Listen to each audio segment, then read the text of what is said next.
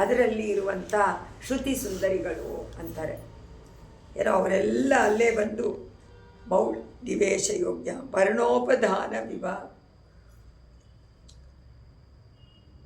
ವೇದಗಳು ಎನ್ನುವಂಥ ಸ್ತ್ರೀಯರ ಮೌಳಿ ಅಂದರೆ ಅವರ ತಲೆಗಳ ಮೇಲೆ ಇಟ್ಟುಕೊಳ್ಳಬೇಕಾಗುವಂತಹ ವರ್ಣೋಪಧಾನ. ಉಪಧಾನ ಅಂತಂದರೆ ತಲೆದಿಂಬು. ಅದೆಲ್ಲ ಸೇರಿಕೊಂಡು ತಲೆದಿಂಬು, ಮಲ್ಕೊಳ್ಳೋಕ್ಕೆ ತಲೆದಿಂಬು ಬೇಕಲ್ಲ, ಅದರಿಂದ ತಲೆದಿಂಬನ್ನು ಇಟ್ಕೊಂಡ್ಬಿಟ್ಟಿದ್ದಾರೇನೋ ಅಂತ ವರ್ಣಮಯವಾದ.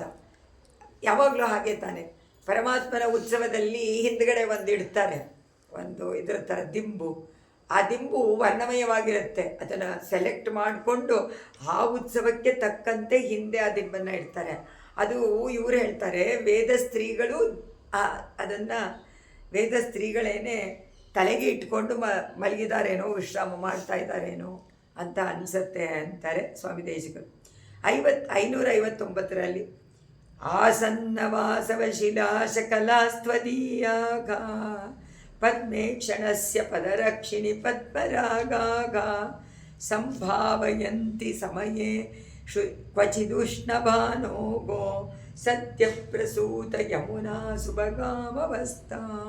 ಓ ಪಾದುಕೆ, ನಿನ್ನಲ್ಲಿ ಪದ್ಮರಾಗ ಅಂದರೆ ಕೆಂಪು ರತ್ನದಿಂದ ನಿನಗೆ ಅಲಂಕಾರ ಮಾಡಿದ್ದಾರೆ.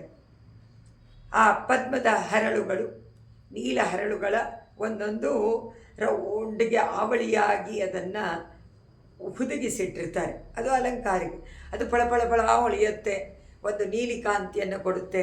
ಕೆಂಪು ಪದ್ಮರಾಗ ಕೆಂಪು ಕಾಂತಿಯನ್ನು ಕೊಡುತ್ತೆ.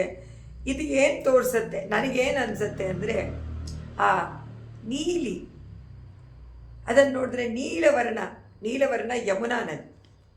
ಅದರಿಂದ ನೀಲವರ್ಣ ಯಮುನಾ ಬಂದುಬಿಟ್ಟಿದ್ದಾಳೋ ಏನೋ ಅಲ್ಲಿಗೇನೆ, ಯಮುನಾ ನದಿ ಅದನ್ನು ಉಂಟು ಮಾಡಿ ಅದನ್ನು ತನ್ನ ಮಡಿಯಲ್ಲಿ ಇಟ್ಟುಕೊಂಡಿರುವಂಥ ಸೂರ್ಯನಂತೆ ಪ್ರಕಾಶಿಸ್ತಾ ಇದೆಯಾ ನೀನು. ಬಿಳಿ ರತ್ನ ಅಥವಾ ಕೆಂಪು ರತ್ನ ಸೂರ್ಯನ ಕಾಂತಿ, ಇದು ನೀಲಿ ಯಮುನಾ. ಸೊ ಸೂರ್ಯನಿಗೂ ಯಮುನಾಗೂ ಕಂಪ್ಯಾರಿಸನ್. ಸೂರ್ಯನ ಮಗಳು ಯಮುನಾ. ಸೊ ಮಡಿಲಲ್ಲಿಟ್ಕೊಂಡು ಅದನ್ನು ಲಾಲನೆ ಮಾಡ್ತಾ ಇರುವಂತೆ, ಪ್ರೀತಿ ಮಾಡ್ತಾ ಇರುವಂತೆ ಅದು ಕಾಣಿಸುತ್ತೆ ಅಂತಾರೆ ಅಮ್ಮ ಪಾದುಕೆ. 560ನೇ ಶ್ಲೋಕದಲ್ಲಿ ಮುಕ್ತೇಂದ್ರ ನೀಲಮಣಿ ವಿಹಿ ವಿಹಿತೆ ಭವತ್ಯಾಗ ಪಂಕ್ತಿದೃಢೇ ಪರಮಪುರುಷ ಪಾದರಕ್ಷೆ ಮನ್ಯೇ ಸಮಾಶ್ರಿತ ಜನಸ್ಯ ತವಾನುಭಾವಾತ್ ಉನ್ಮೋಚಿತೆ ಸುಕೃತ ದುಷ್ಕೃತ ಶೃಂಖಲೆ ದ್ವೆ. ಈಗ ಎರಡೂ ರತ್ನಗಳ ಕಾಂತಿಯನ್ನು ಒಂದು ಸುಕೃತಕ್ಕೆ ಒಂದು ದುಷ್ಕೃತಕ್ಕೆ ಹೋಲಿಸಿಕೊಂಡಿದ್ದಾರೆ. ಒಂದು ಸತಿ ಸೂರ್ಯ ಯಮುನಾ ಅಂತಾರೆ, ಇನ್ನೊಂದು ಸತಿ ನೀಲಿ ಪುಷ್ಪ ನೀಲೋತ್ಪಲ ಅದು ಅಂತಾರೆ, ಇನ್ನೊಂದು ಸತಿ ಪರಮಾತ್ಮನ ದಿವ್ಯ ವಿಗ್ರಹ ನೀಲಿ, ಅದರಲ್ಲಿ ಕೆಂಪಿರುವಂಥವನ ಪಾದಾರವಿಂದ ಅಂತಾರೆ ಸರೋಜ ಅಂತ. ಎಷ್ಟು ವಿಧವಾದಂತಹ ಒಂದು ಅನುಭವ. ಬಣ್ಣವನ್ನು ನೋಡಿದ ತಕ್ಷಣ ಬೇರೆ ಬೇರೆ ತರಹ ಪರಮಾತ್ಮನ ವಿಚಾರ ಮನಸ್ಸಿಗೆ ಬರಬೇಕು ಅಂತಂದರೆ ಅವರು ಎಷ್ಟು ಅದರಲ್ಲಿ ಮುಳುಗಿರಬೇಕು. ಸದಾ ಅವನ ಚಿಂತನೆ ಮಾಡ್ತಾ ಇದ್ದರೆ ತಾನೇ ಅನುಭವ ಬರುತ್ತೆ. ಅದು ಸ್ವಾಮಿ ದೇಶಿಕರಿಗೆ ಉಂಟಾದಂತಹ ಪರಮ ಭಕ್ತಿಯ ದಶೆ.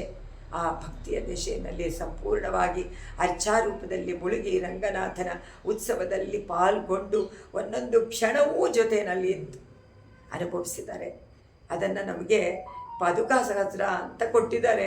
ಅದನ್ನು ನಾವು ಅರ್ಥ ಮಾಡ್ಕೊಳ್ಳೋಕ್ಕೆ ಸ್ವಲ್ಪ ಕಷ್ಟ, ಆದರೆ ನಿಧಾನವಾಗಿ ಯೋಚನೆ ಮಾಡಿದ್ರೆ ಅದು ಅದ್ಭುತ ಎಲ್ಲವೂ. ಇದು 560ನೇದರಲ್ಲಿ ಮುಕ್ತೇಂದ್ರ ಪಂಕ್ತಿದೃಢೇ ಪರಮಪುರುಷ ಪಾದರಕ್ಷೆ ಉನ್ಮೋಚಿತೆ ಸುಕೃತ. ಅಮ್ಮ ಪಾದುಕೆ, ಸಾಲು ಸಾಲಾಗಿ ನಿನ್ನ ರತ್ನಗಳು, ಆ ಇಂದ್ರನೀಲ ಮಣಿಗಳೇನು, ಪದ್ಮರಾಗ ಮಣಿಗಳೇನು, ಎಷ್ಟು ಚೆನ್ನಾಗಿ ಮುತ್ತುಗಳು, ಆ ಮುತ್ತುಗಳು ಎಷ್ಟು ಕಾಂತಿಯನ್ನು ಕೊಡುತ್ತೆ. ಮುತ್ತುಗಳು ಯಾವ ಕಾಂತಿ ಕೊಡುತ್ತೆ? ಚಂದ್ರನ ನಿಲಾವು ಅದಿರುವಂತೆ, ಬೆಳದಿಂಗಳು ಇರುವಂತೆ ಮುತ್ತಿನ ಕಾಂತಿ, ಅಷ್ಟು ಸುಂದರವಾದ ಬಿಳಿಯ ಕಾಂತಿ ಅದನ್ನು ಪ್ರಕಾಶವಾಗಿ ಕೊಡುತ್ತೆ. ಈ ಎರಡೂ ಸಾಲುಗಳನ್ನು ನೋಡಿದರೆ ನಿನ್ನ ಪ್ರಭಾವದಿಂದ ನೀನು ಶೃಂಖಲೆಯನ್ನು ಬಿಡಿಸಿದೀಯಾ ಅಂತಾರೆ. ಭಕ್ತರು ಬಂದು ಸೇವೆ ಮಾಡ್ತಾರೆ. ಸೇವೆ ಮಾಡಿದಾಗ ಪುಣ್ಯ ಪಾಪ ನಾವು ಒಂದೊಂದು ಕರ್ಮವನ್ನು ಮಾಡಬೇಕಾದ್ರೂ ಪುಣ್ಯ ಪಾಪ ನಮಗೆ ಬಂದೇ ಬರುತ್ತೆ. ಕರ್ಮ ಮಾಡದೆ ಇರೋಕ್ಕಾಗಲ್ಲ. ಕರ್ಮ ಮಾಡಿದಾಗ ಏನೋ ಒಂದು ತಪ್ಪಾಗಿರುತ್ತೆ, ಪಾಪ ಉಂಟಾಗತ್ತೆ. ಆದರೆ ಪುಣ್ಯ ಕಾರ್ಯವಾದರೆ ಪುಣ್ಯನೂ ಬರುತ್ತೆ. ಇದೆರಡು ಫಲ, ಕರ್ಮದ ಫಲ. ಅದನ್ನು ಬಿಡಿಸ್ಕೊಳ್ಳೋಕ್ಕಾಗಲ್ಲ. ಆದರೆ ಅದನ್ನೆಲ್ಲ ಬಿಡಿಸ್ಕೋಬೇಕಾದ್ರೆ ಎಲ್ಲಿ ಹೋಗಬೇಕು ಅಂತಂದರು, ಪಾದುಕಾದೇವಿಯನ್ನು ಹೋಗಿ ಸೇವೆ ಮಾಡಿದರೆ ಆ ಮುತ್ತುಗಳು ಎನ್ನುವುದು ಪುಣ್ಯಗಳನ್ನೆಲ್ಲ ನಿವಾರಣೆ ಮಾಡಿಬಿಡುತ್ತೆ. ಆಮೇಲೆ ನೀಲಮಣಿಗಳು, ಪಾಪಗಳು ಎನ್ನುವಂಥ ಸರಪಣಿಯನ್ನು ಕತ್ತರಿಸಿ ಹಾಕಿಬಿಡುತ್ತೆ. ಸೊ 2 ಸರಪಣಿಗಳಿಂದ ನಾವು ಕಟ್ಟಲ್ಪಟ್ಟಿದ್ದೀವಿ, ಒಂದು ಪಾಪ ಪುಣ್ಯ. ಈಗ 2 ಪಾಪ ಸಂಕಲೇನೆ, ಇದು ಸಂಕೋಲೆ. ಆದರೆ ಒಂದು ಚಿನ್ನದ್ದು, ಇನ್ನೊಂದು ಕಬ್ಬಿಣದ್ದು. ಆದರೆ 2 ಸಂಕೋಲೆ ನಮ್ಮನ್ನು ಬಂಧನ ಮಾಡುವಂಥದ್ದು. ಆದರೆ ಅದನ್ನು ಬಿಡಿಸ್ಬೇಕಾದ್ರೆ ಎಷ್ಟು ಕಷ್ಟ. ಚಿನ್ನಕ್ಕೆ ಬೇರೆ, ಇದಕ್ಕೆ ಬೇರೆ ಬೇಕಾ ಅಂತಂದರು. ಬೇಡ, ಆದರೆ ಇಲ್ಲಿ ಬೇಡ. ನೀ 2 ತಗೊಂಡಿದ್ದಾರೆ ಇವರು. ಈ 2 ವರ್ಣ, ಮುತ್ತು ಮತ್ತು ಇದರ ಕಾಂತಿ, ನೀಲಮಣಿಯ ಕಾಂತಿ, ಪಾಪ ಮತ್ತು ಪುಣ್ಯ 2 ಸಂಕೋಲೆಯನ್ನು ಕಳಚಿ ಹಾಕಿ ನಮಗೆ ಮುಕ್ತಿಯನ್ನು ಕೊಡುತ್ತೆ. 2 ಇದ್ದರೆ ಪಾಪ ಪುಣ್ಯ 2 ಹೋಗಬೇಕು. ಪಾಪ ಇದ್ದರೆ ಪಾಪಯೋನಿ ಸಿಗತ್ತೆ, ಈ ಶರೀರ ಬಿಟ್ಟರೆ. ಪುಣ್ಯವಿದ್ದರೆ ಪುಣ್ಯಯೋನಿ, ದೇವತೆಗಳ ಶರೀರ ಸಿಗತ್ತೆ ಅನುಭವಿಸೋಕ್ಕೆ. ಆದರೆ 2 ಅನುಭವಿಸಿದ ತಕ್ಷಣ ಮತ್ತೆ ಇಲ್ಲೇ ಬರಬೇಕು, ಮತ್ತೆ ಬಂಧನ. ಅದರಿಂದ 2 ಸಂಪೂರ್ಣವಾಗಿ ಕತ್ತರಿಸಿ ಹಾಕಿಬಿಟ್ರೆ ನಮಗೆ ಮುಕ್ತಿ. ಆದರೆ ಅದಕ್ಕೋಸ್ಕರ ಒಂದು ಯಾವ ಕರ್ಮವನ್ನು ಮಾಡಿದರೂ ಯಾವ ಫಲಾಪೇಕ್ಷೆ ಇಲ್ಲದೆ ಮಾಡಬೇಕು ಅಂತಾದರೆ ಕೃಷ್ಣ ಭಗವದ್ಗೀತೆಯಲ್ಲಿ 3 ತ್ಯಾಗವನ್ನು ಮಾಡಿ ಕರ್ಮವನ್ನು ಮಾಡಬೇಕು, ಅದು ಕರ್ಮ ಯೋಗವಾಗತ್ತೆ ಅಂತ ತಿಳಿಸಿಕೊಟ್ಟಿದ್ದಾನೆ. ಅದನ್ನೇ ಇಲ್ಲಿ 560ರಲ್ಲಿ ಹೇಳಿದ್ರು. 561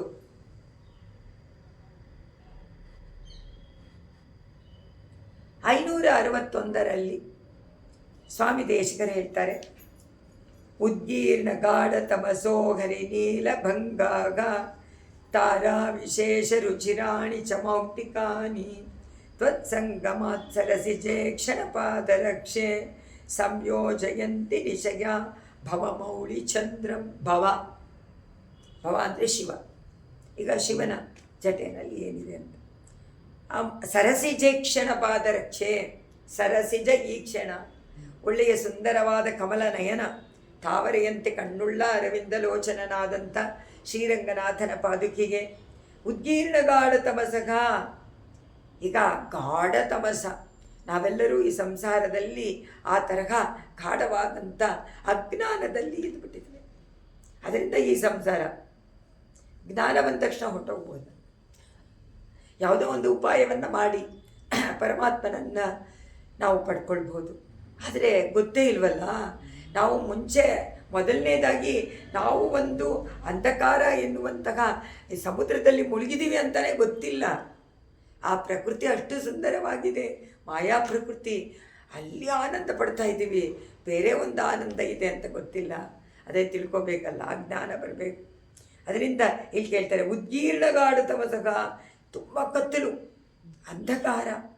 ಹರಿನೀಲ ಶಿಲಾವಿಭಂಗ, ಹರಿನೀಲ ಭಂಗಾಗ. ಇಲ್ಲಿ ಇಂದ್ರನೀಲ ಮಣಿಗಳ ಅದನ್ನು ಹೇಳಿದ್ದಾರೆ. ಅದರ ಭಂಗಾಗ ಚಿಕ್ಕ ಚಿಕ್ಕ ಚೂರು. ಈಗ ರತ್ನ ಇದೆ, ಅದು ದೊಡ್ಡದಾಗಿದ್ದರೂ ಅದು ರತ್ನನೇ. ಅದನ್ನು ಚಿಕ್ಕ ಚಿಕ್ಕದು ಮಾಡಿದ್ರೂ ಚಿಕ್ಕ ಚಿಕ್ಕದಾಗಿ ಅದು ರತ್ನ, ಅದು ಕೂಡ ಕಾಂತಿಯನ್ನು ಕೊಡುತ್ತೆ. ಅದರಿಂದ ಹೇಳ್ತಾರೆ ತಾರಾ ವಿಶೇಷ. ಒಂದು ದೊಡ್ಡದನ್ನು ಚಿಕ್ಕ ಚಿಕ್ಕ ಮಾಡಿದರೆ ಏನೋ ನಕ್ಷತ್ರಗಳ ಸಮೂಹವೇ ಬಂದುಬಿಡುತ್ತೆ, ಅದು ಚಿಕ್ಕ ಚಿಕ್ಕದಾಗಿರುತ್ತೆ. ಅದನ್ನು ಹೇಳ್ತಾರೆ ರುಚಿರಾಣಿ, ಅತಿ ಪ್ರಭಾವದಿಂದ ಪ್ರಕಾಶವಾಗಿರುವಂಥ ಟ್ವಿಂಕಲ್ ನಕ್ಷತ್ರದಂತೆ.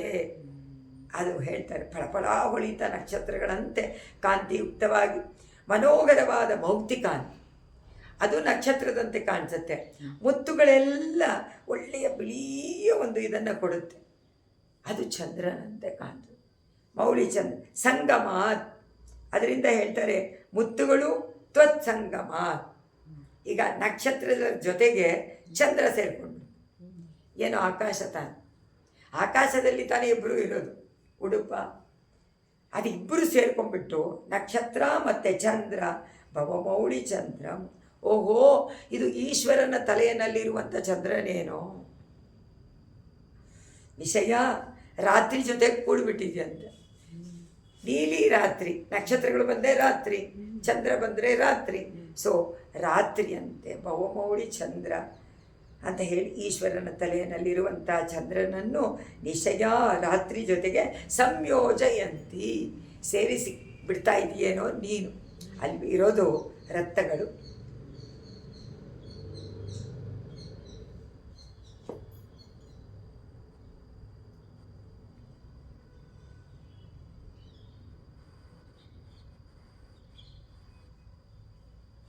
ಇದೆಯಾ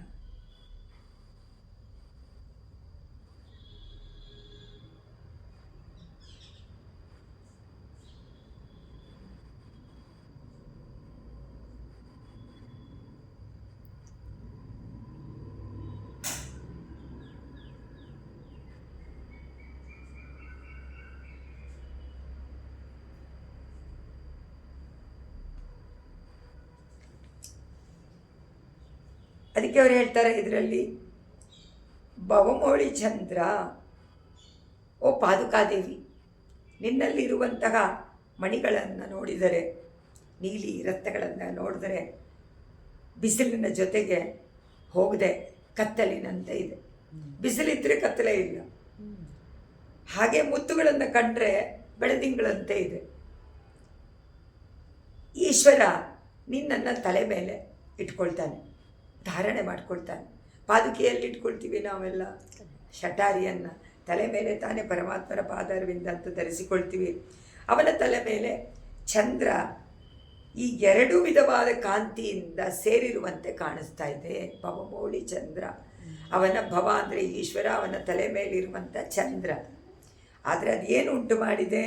ರಾತ್ರಿ ಜೊತೆಗೆ ಕೂಡಿರುವಂಥ ಚಂದ್ರ. ಕತ್ತಲೆ ಜಟೆ ಕಪ್ಪಗಿದೆ ತಾನೆ, ಅದರಿಂದ ಅದರಲ್ಲಿರುವಂಥ ಚಂದ್ರ ಅಂತ ಹೇಳ್ತಾರೆ.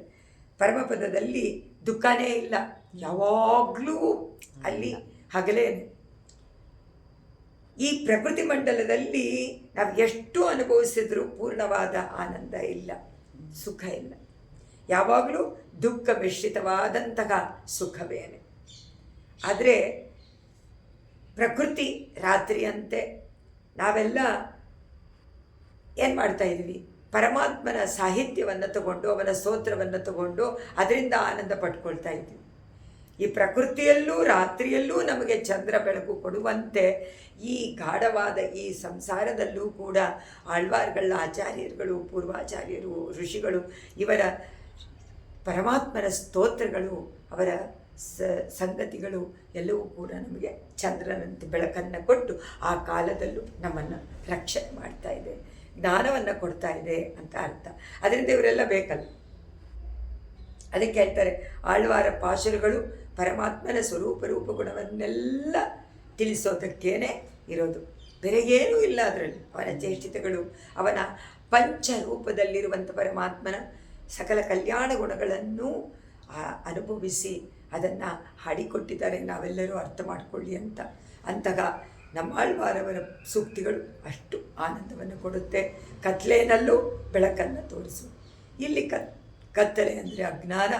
ಅಜ್ಞಾನಕ್ಕೆ ಒಂದು ದೀಪವನ್ನು ಹಚ್ಚಿತ್ತಂತೆ. ಉದ್ಗೀರ್ಣ ಗಾಢ ತಮಸ್ಸು, ಗಾಢವಾದ ತಮಸ್ಸು. 562 ವಿಷ್ಣೋಪದೇನ ಘಟಿತ ಮಣಿಪಾದುಕೆ ತ್ವಂ ವ್ಯಕ್ತೇಂದ್ರ ನೀಲ ರುಚಿರುಜ್ವಲ ಮೌಕ್ತಿಕ ಶ್ರೀಗಿ ಕಾಲೇಶು ದಿವ್ಯ ಮರುದ್ಭಿರುದೀರ್ಯಮಾಣ ಕಾದಂಬಿನೀವ ಪರಿತ ಸ್ಫುಟಮಾರಿ ಬಿಂದು. ಕಾದಂಬಿನೀವ, ಇದು ಮೋಡಕ್ಕೆ ಹೋಲಿಸಿದ್ದಾರೆ ಇವಾಗ. ಕಾದಂಬಿನಿ ಅಂದರೆ ಮೋಡ. ಅಮ್ಮ ಪಾದಕ್ಕೆ ನಿನ್ನಲ್ಲಿ ಇಂದ್ರ ನೀಲಮಣಿಗಳು, ಮುತ್ತುಗಳು ಇದೆ. ಇದು ಬಹುರತ್ನ, ಒಂದೊಂದರಲ್ಲಿ ಒಂದೊಂದು ರತ್ನಗಳನ್ನು ತಗೊಂಡಿದ್ದಾರೆ. ಇಂದ್ರ ನೀಲಮಣಿ ನೀಲಿ ಬಣ್ಣವನ್ನು, ಕಾಂತಿಯನ್ನು ಉಂಟು ಮಾಡುತ್ತೆ. ಮುತ್ತುಗಳು ಒಳ್ಳೆಯ ಬೆಳದಿಂಗಳಂತೆ ಬಿಳಿಯ ಕಾಂತಿಯನ್ನು ಉಂಟು ಮಾಡುತ್ತೆ, ಬೆಳ್ಳಗಿರುತ್ತೆ. ಇದನ್ನು ನೋಡಿದರೆ ಬಿಳಿಯಾದ ನೀರಿನ ಜೊತೆಯಲ್ಲಿ ಸೇರಿಕೊಂಡಿರುವಂತಹ ಮೋಡದಂತೆ ಕಾಣುತ್ತೆ. ಈಗ ಕಪ್ಪಗಿದ್ರೆ ನಾವು ನೀರಿದೆ ಅಂತೀವಿ, ನೀರುಂಡ ಮೇಘ ಅಂತ. ಅದಿಲ್ಲದೆ ಇದ್ದರೆ ಓ ಇದರಲ್ಲಿ ನೀರಿಲ್ಲ ಅಂತ. ಸೊ ನೀರು ಸೇರಿಕೊಂಡಿದ್ದಾಗ ಅದು ಹೆಂಗೆ ಕಾಣಿಸುತ್ತೆ? ಕಪ್ಪು ಬಿಳಿ ಎರಡು ಸೇರಿರುವಂಥದ್ದು. ಅದರಿಂದ ಮೋಡ, ಓಹೋ ಸ್ಫುಟವಾರಿ ಬಿಂದುವು, ಆ ವಾರಿ ಅಂದರೆ ನೀರಿನ ಬಿಂದುಗಳಿಂದ ಕೂಡಿರುವಂಥ ಮೇಘದಂತೆ ನೀನು ಕಾಣಿಸ್ತಾ ಇದೆಯಾ. ಸೊ ಮೇಘ ಎಲ್ಲಿ ಬಂತು ಇವಾಗ? ಇಲ್ಲೇ ಬಂತು. ಮೇಘ ಪರಮಾತ್ಮನನ್ನು ಮೇಘದಂತೆ ಅಂತಾರೆ, ಮೇಘಕ್ಕೆ ಹೋಲಿಸ್ತಾರೆ. ಅದಕ್ಕೆ ಅವಳು ಹೇಳ್ತಾಳಲ್ಲ, ಆಂಡಾಳು ಹೇಳ್ತಾಳೆ, ಆ ದೊಡ್ಡ ಮೇಘಗಳೇ ಇಲ್ಲಿ ನಡ್ಕೊಂಡು ಬರ್ತಾ ಇದೆಯೇನೋ ಅಂತ ಅನಿಸುತ್ತಂತೆ. ಕೃಷ್ಣ ನಡ್ಕೊಂಡು ಬರ್ತಾ ಇದ್ದ, ಯಾಕೆಂದರೆ ಅವನು ನೀಲಿ ಬಣ್ಣ, ಅದರಲ್ಲಿ ಪಳಪಳ ಹೊಳೆಯುವಂತಹ ಎಲ್ಲ ಮಾಲೆಗಳನ್ನು ಹಾಕ್ಕೊಂಡ್ಬಿಟ್ಟಿದ್ದಾನೆ. ಸೊ ಇದೇನು ನೀರಿಂದ ಕೂಡಿರುವ ಮೇಘವೇ ಇಲ್ಲಿ ಬಂದ್ಬಿಟ್ಟಿದೆಯೇನೋ, ಪಳಪಳ ಹೊಳಿತಾ ಇರುತ್ತಲ್ಲ ನೀರಿನ ಕಣಗಳು. ಇವನು ನೀಲಿಗಿದ್ದಾನೆ, ಅದು ಬೆಳ್ಳಿಗೆ ಮುತ್ತುಗಳಂತೆ ಇದೆ. ಸೊ ನೀಲಿ ಮುತ್ತು ಎರಡು ಸೇರಿಕೊಂಡಾಗ ಏನಂತತೆ? ಮೇಘದಂತೆ. ಅದನ್ನು ಇಲ್ಲಿ ಇಟ್ಕೊಂಡು ಆ ಒಂದು ಇದನ್ನು ವಿಷಯವನ್ನು, ಭಗವಂತನ ಕಲ್ಯಾಣ ಗುಣಗಳನ್ನು ಅನುಭವಿಸ್ಬೇಕಾದ್ರೆ ಸಂತೋಷ ಇದ್ದಾಗ ಯಾವಾಗಲೂ ನಗ್ತಾ ಇರ್ತೀವಿ ಅಲ್ವಾ?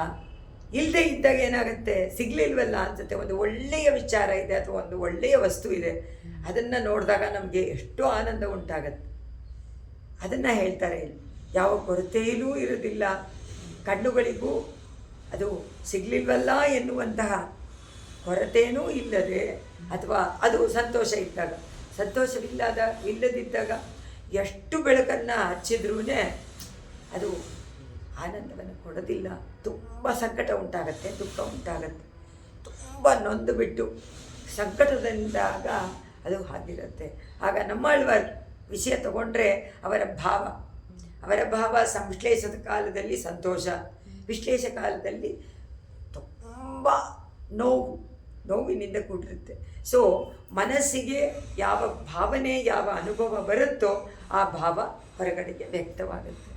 ಅದರಿಂದ ಆಳ್ವಾರ್ಗಳ ಭಾಷೆಗಳಲ್ಲಿ ಸ್ವಾಮಿ ನಮ್ಮ ಆಳ್ವಾರು ಭಗವಂತ ದರ್ಶನ ಕೊಟ್ಟಾಗ ಒಂದು ವಿಧವಾಗಿ ಆನಂದಭರಿತವಾಗಿ ಅವನ ಕೊಂಡಾಡದೇ ಇದ್ದಾಗ ತಾನೇ ಒಂದು ನಾಯಕಿಯಾಗಿ ಅಳ್ತಾ ಕಂಗುಲುಂ ಪಗಲುಂ ಕಣ್ತುಗಿಲರಿಯಾಲ್ ಕಣ್ಣನೀರು ಕೈಗಳಾಲ್ ಕೊಂಡು ಅಂತ ಅದು ಬಂದು ಪೂರ್ತಿ ಎಲ್ಲ ತುಂಬು ಬಿಡುತ್ತಂತೆ, ಕೈನಲ್ಲಿ ತುಂಬಿ. ಹಾಗೆ ಬೆಟ್ಟದಿಂದ ಜರಿ ಹರಿಯುವಂತೆ ಅದು ಕಣ್ಣ ನೀರು ಆಗ ಹರಿಯುತ್ತೆ ಅಂತ ಅದು ಭಾವ.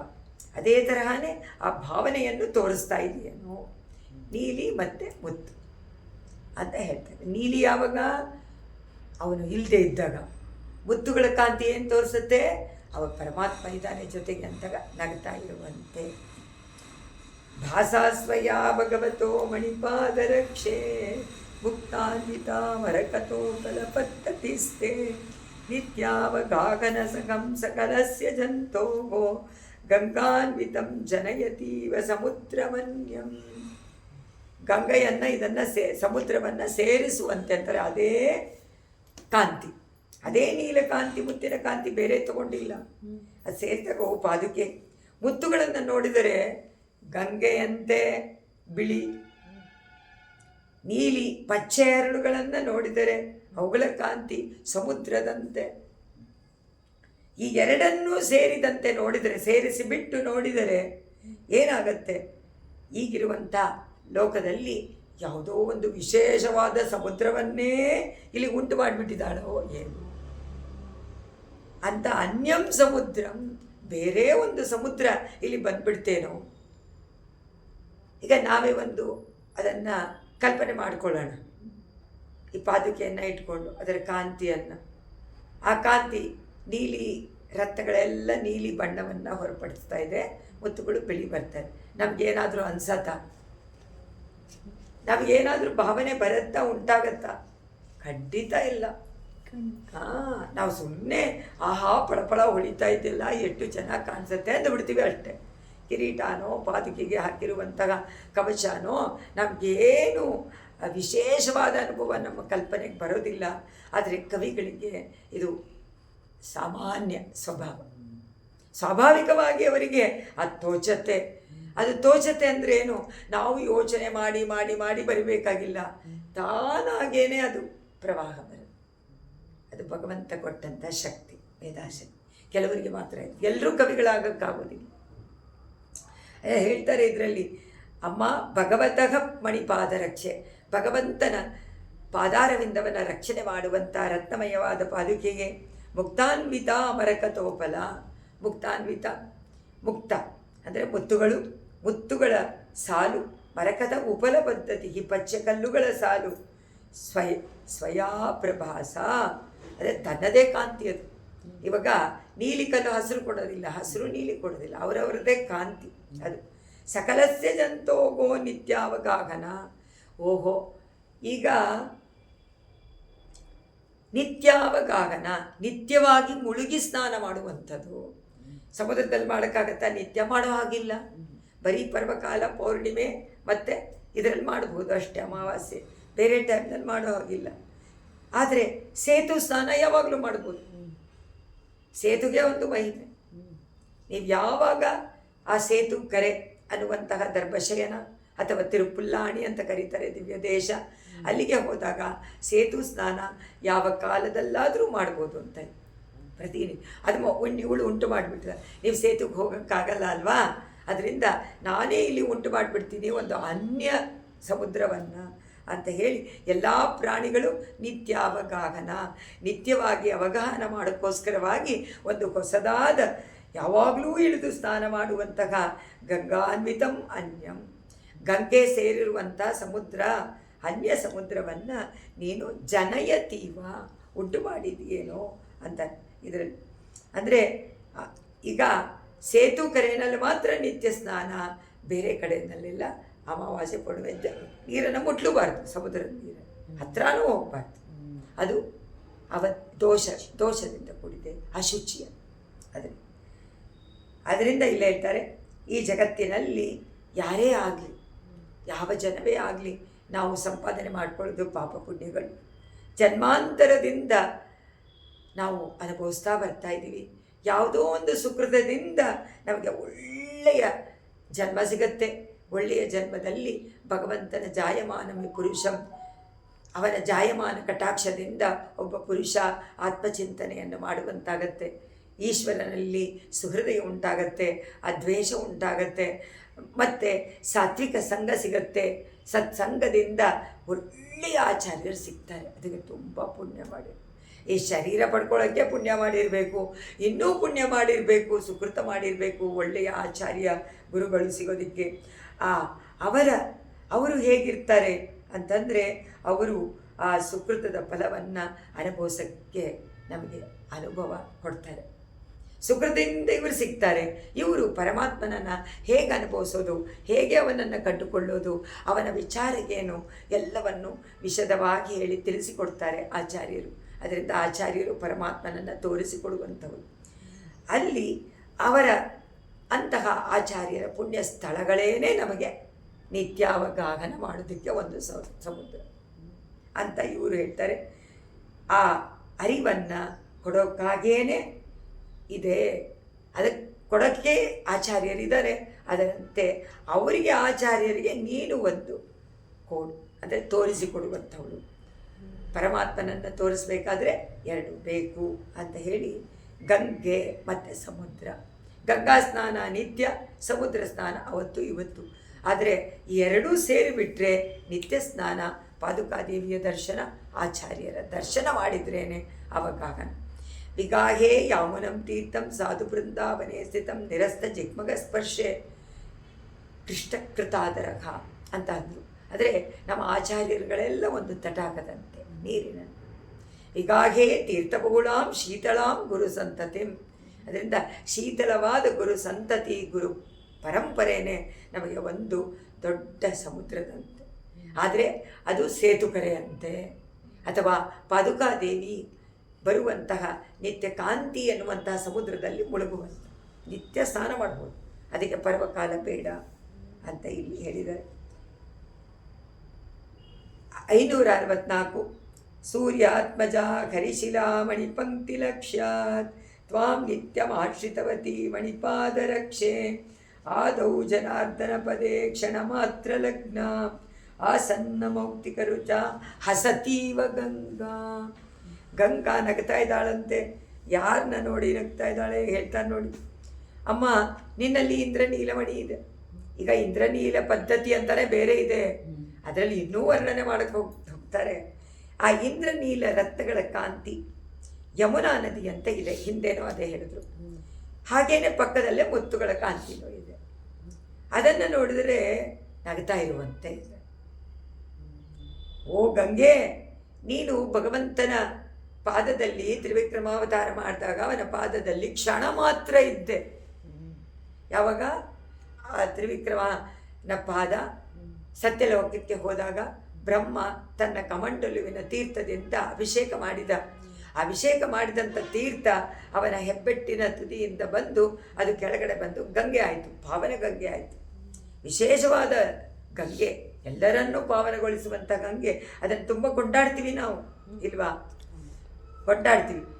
ಆದರೆ ಆ ಗಂಗೆ, ಆಹಾ, ನೀನು ಆ ಅಡಿಯಲ್ಲಿ ಕೂಡ್ಕೊಂಡಿದ್ದಾಗ ಕ್ಷಣ ಕಾಲ ಮಾತ್ರ. ಆದರೆ ನಾನು ಸರ್ವದಾ ಅವನ ಅಡಿಯಲ್ಲಿ ಬಿಡದೆ ಇರ್ತೀನಲ್ಲ, ಹೊಡಿತಾ ಇದ್ದೀನಲ್ಲ. ಪರಮಾತ್ಮನ ಪಾದಾರವಿಂದನ ಬಿಟ್ಟಿದ್ದಾಳ ಪಾದಕ್ಕೆ, ಹೊಡಿತಾ ಇದ್ದೀನಿ ನೋಡು ಯಾವಾಗಲೂ ಅಂತ ಹೇಳ್ತಾಳಂತೆ. ಮುತ್ತು ನಗ್ತಾ ಇದೆಯಾ? ಮುತ್ತುಗೆ ಹೋಲಿಸ್ತಾರಲ್ವಾ, ನಗು ಸ್ಮಿತ. ಮುತ್ತುಗಳು ಒಳ್ಳೆಯ ಕೆಂಪು ಅದರಲ್ಲಿ ಮುತ್ತುಗಳಂತೆ ಇರುವಂಥ ಇದು ಹಲ್ಲುಗಳು ಕಾಣಿಸ್ಬೇಕಾದ್ರೆ ಸ್ವಲ್ಪ ನಗಬೇಕು. ಅವಳು ನಗ್ತಾ ಇದ್ದಾಳೆ. ಯಾರನ್ನ ನೋಡಿ? ಗಂಗೆಯನ್ನು ನೋಡಿ. ಗಂಗೆ ಪವಿತ್ರಳಾದ ಗಂಗೆ, ಕ್ಷಣಕಾಲ ಮಾತ್ರ ಇದ್ದೆ ನೀನು, ಆದರೆ ನಾನು ಸದಾಕಾಲ ಇರ್ತೀನಲ್ಲ, ನನ್ನ ವೈಭವ ಎಷ್ಟು ನೋಡಿದೆಯಾ ಅಂತ ಹಾಸ್ಯ ಮಾಡ್ತಾ ಇದ್ದಾಳೇನು ಅನ್ನುವಂತೆ ಇದೆ. ವಿಶೇಷ ಕ್ಷಣಕಾಲ, ವಿಶೇಷವಾದದ್ದು, ಯಾವಾಗಲೂ ಸದಾ ಇರುವಂಥ ಸಂಬಂಧ. ಕ್ಷಣಕಾಲ ಇರುವ ಸಂಬಂಧ ಪ್ರಯೋಜನ ಇಲ್ಲದು ಅಂತ. ಅಂದರೆ ಹಿರಿಮೆ, ಪಾವನತ್ವ, ಮಹಿಮೆ ಎಲ್ಲ ಉಂಟು ಗಂಗೆಗೆ ಕ್ಷಣಕಾಲದಲ್ಲೇ. ಇನ್ನು ಸದಾ ಇದ್ದರೆ ಅದೆಲ್ಲ ಬಂದಿದ್ದು ಗಂಗೆಗೆ ಯಾವುದರಿಂದ? ಸುಮ್ಮನೆ ಕಮಂಡಲು ಜಲವಾಗಿದ್ದು, ಆದರೆ ಗಂಗಾ ಅಂತ ಕರೆಸ್ಕೊಂಡಿದ್ದು ಪರಮಾತ್ಮನ ಪಾದ ಸ್ಪರ್ಶದಿಂದ ಇರಬೇಕಾದ್ರೆ ಅದರಿಂದ ಪಾದುಕೆಗಳ ಮಹಿಮೆ ಅಷ್ಟಿಷ್ಟಲ್ಲ ಅಂತ ಅದರ ವೈಭವವನ್ನು ಇಲ್ಲಿ ಕೊಂಡಾಡಿದರೆ. ನಗ್ತಾ ಇದ್ದಾಳೆ. 565 ಪರ್ಯಂತ ಸಂಘಟಿತ ಭಾಸುರ ಪದ್ಮರಾಗಾಗ ಪದ್ಮೋದರ ಭ್ರಮರ ಕಾಂತಿ ಮುಷಸ್ತ್ವದೀಯಾಗ ತ್ವತ್ಸಂಶಯೇಣ ಚರಣಾವಲಿ ಶಕ್ರ ನೀಲಾಗ ಪೀತಾಂಬರೇಣ ಪುರುಷೇಣ ತುಲಾಂ ಲವಂತೆ. ಪುರುಷೇಣ ಪೀತಾಂಬರಂ, ಪರಮಪುರುಷನಾದ ಪರಮಾತ್ಮನಿಗೆ ಇದೊಂದು ಲಕ್ಷಣ. ಯಾವಾಗಲೂ ಪೀತಾಂಬರ ಹಾಕೊಂಡು ಚರಣಾವನಿ ಪರ್ಯಂತ ಸಂಘಟಿತ. ಚರಣಾವನಿ, ಪರಮಾತ್ಮನ ಚರಣಗಳನ್ನು ರಕ್ಷಣೆ ಮಾಡುವಂಥ ಪಾದುಕೆಗೆ. ಪರ್ಯಂತ, ನಿನ್ನ ಸುತ್ತಲೂ ಇರುವಂತಹ ಸಂಘಟಿತ, ಹುದುಕಿಸಿರುವಂಥ ಭಾಸುರ ಪದ್ಮರಾಗ. ಇಲ್ಲಿ ಪದ್ಮರಾಗ ಕೆಂಪು ರತ್ನ, ಕೆಂಪು ಕಲ್ಲುಗಳು. ಆ ಕೆಂಪು ಕಲ್ಲುಗಳು ಭಾಸುರ. ಭಾ ಅಂದರೆ ಪ್ರಕಾಶ, ಒಳ್ಳೆಯ ಪ್ರಕಾಶಮಾನವಾಗಿದೆ, ಕೆಂಪು ಕಿರಣಗಳನ್ನು ಉಂಟು ಮಾಡುತ್ತೆ. ಪದ್ಮ ಉದರ ಭ್ರಮರ ಬಿಂದು. ಪದ್ಮ ತಾವರೆ, ಉದರ ಮಧ್ಯದಲ್ಲಿ ಇರುವಂಥ ಭ್ರಮರ ದುಂಬಿಗಳ ಕಾಂತಿ. ದುಂಬಿಗಳು ಕಾಂತಿ ಭುಜಗ ಸೌಂದರ್ಯವನ್ನು ಅಪಹರಣ ಮಾಡುವುದು. ತ್ವದೀಯಾಗ, ನಿನ್ನ ಶಕ್ರ ನೀಲಾಗ ಅಂತ ಕಾಣಿಸುತ್ತೆ. ಪದ್ಮ ನಿನ್ನ ಕೆಂಪು ಕಾಂತಿ, ನೀನೇ ಪದ್ಮದಂತೆ ಕಾಣ್ತೀಯ. ಆ ನೀಲಿ ರಕ್ತಗಳಿಂದ ಬರುವಂಥ ಕಾಂತಿ ದುಂಬಿಗಳಂತೆ ಕಾಣಿಸುತ್ತೆ. ಪದ್ಮದಲ್ಲಿ ಕುಳಿತಿರುವಂತಹ ದುಂಬಿಗಳಂತೆ. ಅದು ಯಾತಕ್ಕೆ ಬರುತ್ತೆ? ಪದ್ಮರ ಆ ರಾಗವನ್ನು ಹೀರ್ಕೊಳ್ಳೋಕ್ಕೆ ಬರುತ್ತೆ, ಅಪಹರಣ ಮಾಡೋಕ್ಕೋಸ್ಕರ. ತ್ವದೀಯಾಗ ಶಕ್ರ ನೀಲಾಗ, ನೀಲ ರಕ್ತಗಳು. ತ್ವತ್ ಸಂಶಯೇಣ, ನಿನ್ನನ್ನು ಆಶ್ರಯಿಸಿ. ಪೀತಾಂಬರೇಣ, ಪೀತಾಂಬರ ಅಂದರೆ ಹಳದಿ. ಹಳದಿಯ ಅತ್ಯುತ್ತಮವಾದ ಬಟ್ಟೆಯನ್ನು ಉಟ್ಟುಕೊಂಡ ಭಗವಂತನ ತುಲಾಂಲವಂತೆ. ಸೊ ನೀನು ಹೇಗೆ ಕಾಣಿಸ್ತಾ ಇದೆಯಾ? ಪರಮಾತ್ಮನಂತೆ ಕಾಣಿಸ್ತಾ ಇದೆ. ಇದರ ಹೇಳ್ತಾ ನಿನ್ನಲ್ಲಿ ಇಂದ್ರನೀಲ ಮುತ್ತುಗಳು ಅದಿದೆ, ಪದ್ಮರಾಗಗಳಿದೆ, ಪಕ್ಕದಲ್ಲೇ ಕೆಂಪು ಹರಳು ಕೂಡ ಸೇರಿದೆ. ನೀಲ ಕಲ್ಲುಗಳು ದುಂಬಿಯಂತೆ ಕಾಣಿಸುತ್ತೆ, ಪದ್ಮಗಳು ಹರಳುಗಳು ಇದೆ. ಇವೆರಡೂ ಸೇರಿಕೊಂಡು ಕೆಂದಾವರಿಯ ಹೂವಿನ ಮಧ್ಯದಲ್ಲಿ ಇರುವಂತಹ ಹಳದಿಯ ಮೇಲೆ ಕೂತಿರುವಂತಹ ನೀಲಿಯ ದುಂಬಿಗಳು ಆನಂದವಾಗಿ ಅದನ್ನು ಹೇಳ್ತಾರೆ. ಇದು ಚಿನ್ನದ ಜರಿಯಿಂದ ಕೂಡಿರುವಂತಹ ಮೇಲ್ ಬಟ್ಟೆ, ಪೀತ ಅಂಬರ, ಹಳದಿಯ ಬಟ್ಟೆ, ಚಿನ್ನದ ನೂಲಿನಿಂದ ಮಾಡಿರಬೇಕು. ನಾವು ಪೀತ ಅಂದರೆ ಬರೀ ಹಳದಿ ಅಂತೀವಿ, ಪೀತಾಂಬರ ಅಂದ್ರೇನು? ಬರೀ ಜರಿನಲ್ಲಿ ಮಾಡಿರುವಂಥ. ಜರಿ ಯಾವುದರಿಂದ ಬರುತ್ತೆ? ಇದರಿಂದ, ಚಿನ್ನದ ಹೆಸರು ನೀಲಿ. ಅದರಿಂದ ನೀಲ ಮೇಘ ಒಂದು ಚಿನ್ನದ ವಸ್ತ್ರವನ್ನು ಉಟ್ಟುಕೊಂಡಂತೆ ಅಂತ. ಪರ್ಯಂತ ಸಂಘಟಿತ ಬಾಸುರ ಪದ್ಮರಾಗಾಗ ಪದ್ಮೋದರ, ಪದ್ಮದ ಉದರದಲ್ಲಿ ಭ್ರಮರ ಕಾಂತಿ. ಉಷಸ್ತ್ವದೀಯಾಗ, ತ್ವದೀಯಾಗ ಕಾಂತಿ, ನಿನ್ನಲ್ಲಿ ಇರುವಂಥ 2 ರತ್ನಗಳ ಕಾಂತಿ ಸೇರಿದರೆ ಹೆಂಗೆ ಕಾಣಿಸುತ್ತೆ ಗೊತ್ತಾ ಅಂತ ಹೇಳಿ, ಪದ್ಮರಾಗ ಇದೆ, ನೀಲ ಇದೆ, ಹಳದಿ ಇದೆ. ನೀಲ ಪರಮಾತ್ಮ, ಅಂಬರ ಅವನ ಮೇಲೊದಿಗೆ, ಪದ್ಮದಲ್ಲಿ ಕುಳಿತಿರುವಂತಹ ನೀಲದಂತೆ ತುಲಾಂ ಲಭಂತೆ, ಆ ಥರ ನೀನೇ ಹಾಗೆ ಕಾಣಿಸ್ತೀಯ ಅಂತಾರೆ ಪಾದುಕೆ. ಅಂದರೆ ಇಲ್ಲಿ ನಮ್ಮಾಳ್ವಾರವರ ಪರಿಪೂರ್ಣವಾದ ಅನುಗ್ರಹದಿಂದ ಎಂತಹ ಮಂದಮತಿಯಾಗಿದ್ದರು, ಏನೂ ಗೊತ್ತಿಲ್ಲದೆ ಇದ್ದರು, ಬುದ್ಧಿನೇ ಇಲ್ಲ ಅಂತ ಇಟ್ಕೊಳ್ಳಿ, ಅಂಥವರು ಆಶ್ರಯಿಸಿ, ಒಳ್ಳೆಯ ಆಚಾರ್ಯನನ್ನು ಆಶ್ರಯಿಸಿ, ಪರಮಪುರುಷ ಯಾರು, ಮಹಾಲಕ್ಷ್ಮಿಯ ಸಂಬಂಧ ಏನು, ಶ್ರೀಮನ್ನಾರಾಯಣ ಯಾರು, ಅವನ ಗುಣ ಏನು, ಮಹಿಮೆಗಳೇನು, ಅವನ ಸ್ವಭಾವವೇನು, ಇದನ್ನೆಲ್ಲವನ್ನು ಸಂಪೂರ್ಣವಾಗಿ ತಿಳ್ಕೊಳ್ಳೋಕ್ಕೆ ಆಚಾರ್ಯರು ಖಂಡಿತ ಬೇಕು. ಅದರಿಂದ ಸ್ವಲ್ಪ ಕಾಲದಲ್ಲೇ ಅವ್ರು ಏನಾಗ್ಬಿಡ್ತಾರೆ, ಕೇಳ್ಕೊಂಡು ದೇವರಂತ್ಯ. ಇದು ಶ್ರುತಿ ಹೇಳುತ್ತೆ. ಯಾರನ್ನು ನೀನು ಉಪಾಸನೆ ಮಾಡ್ತೀಯೋ ನಿರಂತರವಾಗಿ ಅವರಂತೆ ಆಗ್ತೀಯ. ರಾಮನನ್ನು ಉಪಾಸನೆ ಮಾಡು, ರಾಮನಂತೆ ಆಗ್ತೀಯ. ಕೃಷ್ಣನನ್ನು ಉಪಾಸನೆ ಮಾಡು, ಕೃಷ್ಣನಂತೆ ಆಗ್ತೀಯ. ನೀನು ಇವರೆಲ್ಲ ಮಾಡ್ತಾರೆ ನೋಡಿ, ಅವರನ್ನು ಕಾಪಿ ಮಾಡ್ತಾರೆ, ಯಾವುದೋ ಒಂದು ಮಾಡೆಲ್ ಇಟ್ಕೊಂಡು ಅವನಂತೆ ಆಗಬೇಕು ಅಂತಾರೆ. ಇಲ್ಲ ಕ್ರಿಕೆಟಿಯ ಸ್ಪೋರ್ಟ್ಸ್ ಮ್ಯಾನೋ ಅಥವಾ ಇವನೋ ಯಾರೋ ಒಬ್ಬ ಅವರಿಗೆ ತುಂಬ ಇಷ್ಟ ಆಗಿಬಿಟ್ರೆ ಹುಡುಗರೆಲ್ಲ ಏನು ಮಾಡ್ತಾರೆ, ಅವರನ್ನೇ ಚಿತ್ರಪಟ ಎಲ್ಲ ಕಡೆದಲ್ಲೂ ಹಾಕೊಂಡ್ಬಿಡ್ತಾರೆ. ನೋಡ್ತೀವಲ್ಲ ನಾವು ಲೋಕದಲ್ಲಿ. ಅದೇ ನಮ್ಮ ಆತ್ಮಕ್ಕೆ ಅದನ್ನೇ ಕೊಡಬೇಕು. ಆತ್ಮಕ್ಕೆ ಏನು ಕೊಡಬೇಕು? ಆತ್ಮ ಯಾವ ಗುಣಗಳನ್ನು ಬೆಳೆಸ್ಕೊಳ್ಬೇಕು ಅಂತಂದರೆ ದೇವಗುಣಗಳನ್ನು. ಆ ದೇವರ ಗುಣಗಳು ನಮಗೆ ಬರಬೇಕಾದ್ರೆ ಆ ದೇವರನ್ನೇ ಸದಾ ಚಿಂತನೆ ಮಾಡ್ತಾ ಇರಬೇಕು ಅಂತ ಹೇಳಿ ನಿತ್ಯಾನಂದವನ್ನು ಪಡ್ಕೊಳ್ಬೋದು. ಇಲ್ಲ ಅಂದರೆ ಪರಮಾನಂದ ಸಿಗೋದಿಲ್ಲ. ದುಃಖ ಮಿಶ್ರಿತವಾದ ಆನಂದವೇ ನಮಗೆ ಇಲ್ಲಿ ಸಿಗುವಂಥದ್ದು ಅಂತ ಹೇಳ್ತಾರೆ. 566 ಶಂಕೆ ಪದಾವನಿ ಸದಾ ಪರಿಚಿನ್ವತಿ ತ್ವಂ ರಂಗೇಶಿ ತುಶ್ಚರಣ ಪಂಕಜ ಸೌಕುಮಾರ್ಯಂ ಅಗ್ರೆ ಮಹೋಪಿರರುಣೋಪಲಮೌತಿಕಾನಾಂ ಪ್ರಾಜ್ಯಾಮಿನಿ ಕ್ಷಿಪಸಿ ಪಲ್ಲವ ಪುಷ್ಪ ಪಂಕ್ತಿ. ಈಗ ಇಲ್ಲಿ ಪುಷ್ಪ ಪಂಕ್ತಿ, ಪಲ್ಲವ ಪುಷ್ಪ ಪಂಕ್ತಿ. ಓ ಪಾದುಕಾದೇವಿ, ನಿನ್ನಲ್ಲಿ ಕೆಂಪು ರತ್ನಗಳಿದೆ, ಮುತ್ತಿನ ಹರಳುಗಳಿದೆ.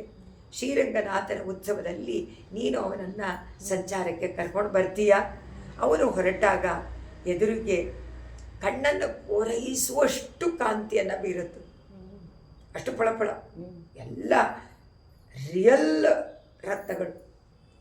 ಈಗ ಅಲಂಕಾರ ಮಾಡುವಂಥ ಆರ್ಟಿಫಿಷಿಯಲ್ ಅಲ್ಲ, ಕೃತ್ರಿಮ ಅಲ್ಲ. ಅದು ಆ ರತ್ನಗಳು ಒಂದು ಸ್ವಲ್ಪ ಇದನ್ನು ಇಟ್ಕೊಳ್ತಾರೆ ನೋಡಿ, ಪಂಚ್. ದೇವರ ಉತ್ಸವದಲ್ಲಿ ಮೊದಲು ಪಂಚ್ ಬೇಕೇ ಬೇಕಲ್ಲ, ಅದನ್ನು ತೋರಿಸ್ಕೊಂಡೇ ಹೋಗೋದು. ಅದು ಬಿದ್ರೇ ಸಾಕು, ಅದು ಫಳಫಳ. ಅದಕ್ಕೆ ಅವ್ರು ಹೇಳ್ತಾರೆ, ಅಷ್ಟು ಜ್ಯೋತಿ. ಅದನ್ನು ನೋಡಿದರೆ ನೀನು ಯಾವಾಗಲೂ ಪರಮಾತ್ಮನ ಪಾದಾರವಿಂದದಲ್ಲೇ ಇರ್ತೀಯ.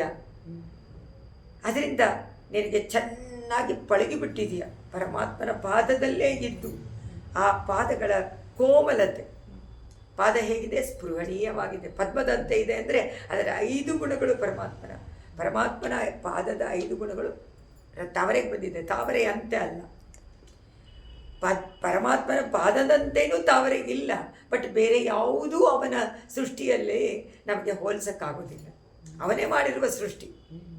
ಅದರಿಂದ ಅವನೇನಾದರೂ ಪದ್ಮವನ್ನು ಅದಕ್ಕೋಸ್ಕರನೇ ಸೃಷ್ಟಿ ಮಾಡಿದ್ನೇನೋ. ಮೋಡನೂ ಅದಕ್ಕೆ ಸೃಷ್ಟಿ ಮಾಡಿದ್ದಾನೆ. ಆ ಮೋಡದ ನೀಲಕಾಂತಿ ಅಂತೆ ಪರಮಾತ್ಮ ಅಲ್ಲ, ಪರಮಾತ್ಮನ ದಿವ್ಯ ಮಂಗಳ ವಿಗ್ರಹದಂತೆ ಮೋಡಕ್ಕೆ ಬಂದಿದೆ. ಸ್ವಾಮಿ ನಮ್ಮ ಆಳ್ವಾರ್ ಕೇಳ್ತಾನೆ, ಹೇಗೆ ಬಂತು ನಿನಗೆ? ಸ್ವಲ್ಪ ಹೇಳ್ತೀಯಾ? ಆ ಮೋಡದ ಕಾಂತಿ ಯಾವ ವ್ರತವನ್ನು ಮಾಡಿ ನೀವು ಪಡ್ಕೊಂಡಿದೆಯೋ, ನಾನು ಆ ವ್ರತವನ್ನು ಮಾಡ್ತೀನಿ ಅವನ ಕಾಂತಿಯನ್ನು. ಅಂದರೆ ಸಾರೂಪ್ಯವನ್ನು ಇಚ್ಛೆ ಪಡುವಂಥವು. ಆದರೆ ಸರ್ವದಾ ನೀನು ಅಲ್ಲೇ ಇದ್ದು ಕೋಮಲವಾದ ಆ ಭಗವಂತನ ಪಾದಗಳು. ಆಗ ಅಯ್ಯೋ ಹೇಗಪ್ಪ ಅವನು ಅದನ್ನು ಇಡ್ತಾನೆ? ಇದು ಭೂಮಿ ತುಂಬ ಕಠಿಣವಾದದ್ದು, ಅದ್ರ ಮೇಲೆ ಹೇಗಿಡ್ತಾನೆ ಕೋಮಲವಾದ ಪಾದವನ್ನು ಅಂತ ಹೇಳಿ ಇವಳು ಏನು ಮಾಡಿದ್ಲಂತೆ? ಇವಳು ಒಂದು ರಚನೆ ಮಾಡಿಬಿಟ್ಟಂತೆ. ಜೌಸ್ತೀನ್ ನಿಶಾಂ ಸೂತೆ ಇವ. ಅವ್ರು ಹೇಳ್ತಾರೆ, ಬೆಳದಿಂಗಳು ಇದ್ದರೆ ಬೆಳದಿಂಗಳು ಕೂಡಿರುವಂಥ ರಾತ್ರಿ, ಮತ್ತೊಂದು ರಾತ್ರಿ ಅಂತ. ಅಲ್ಲಿ ಇದರಲ್ಲಿ ಕೋಮಲತೆಯನ್ನು ಉಂಟು ಮಾಡೋಕ್ಕೋಸ್ಕರವಾಗಿ ನೀನು ಒಳ್ಳೆಯ ಚಿಗುರುಗಳನ್ನು ತಗೊಂಡು ಪಲ್ಲವ ಅಂದರೆ ಚಿಗುರುಗಳನ್ನು, ಹೂವುಗಳನ್ನು ಎರಚಿ ಒಂದು ಕಾರ್ಪೆಟ್ ಅವನು ಪಾದ ಇಡಬೇಕಲ್ಲ, ಅದಕ್ಕೆ ಮಾಡ್ತಾ ಇದೆಯೇನೋ. ಯಾವುದು? ಪಲ್ಲವ ಪುಷ್ಪ ಪಂಕ್ತಿ. ಪಲ್ಲವ ಅಂದರೆ ಚಿಗುರು ಹೇಗಿರುತ್ತೆ? ಕೆಂಪು. ಅದರಿಂದ ಕೆಂಪು ರತ್ನ, ಅದರ ಕಾಂತಿ ಚಿಗುರಿನಂತೆ ಇದೆ. ಬೇರೆ ಪುಷ್ಪಗಳು ನೀಲಿ, ಇದು ಎಲ್ಲ ಅದು ಪುಷ್ಪಗಳಂತೆ ಇದೆ. ಸೊ ನೀಲಿ ಪುಷ್ಪಗಳು, ಚಿಗುರುಗಳು, ಮುತ್ತುಗಳ ಬಿಳಿ ಪುಷ್ಪಗಳು ಎಲ್ಲವನ್ನು ಎರಚಿ ಕಾಂತಿ, ಪಾದುಕೆ ಕಾಂತಿಯನ್ನು ಚೆಲ್ಲಿ ಪುಷ್ಪಗಳು ಚೆಲ್ಲಿದಂತೆ ಇದೆ. ಚಿಗುರುಗಳನ್ನು, ಹೂವುಗಳನ್ನು ಚೆಲ್ಲಿ ಪರಮಾತ್ಮ ಕೋಮಳವಾದ ಪಾದವನ್ನು ಕೋಮಳವಾದ ಹುಲ್ಲಿನ ಮೆತ್ತೆಯ ಮೇಲೆ ಇಡಲಿ.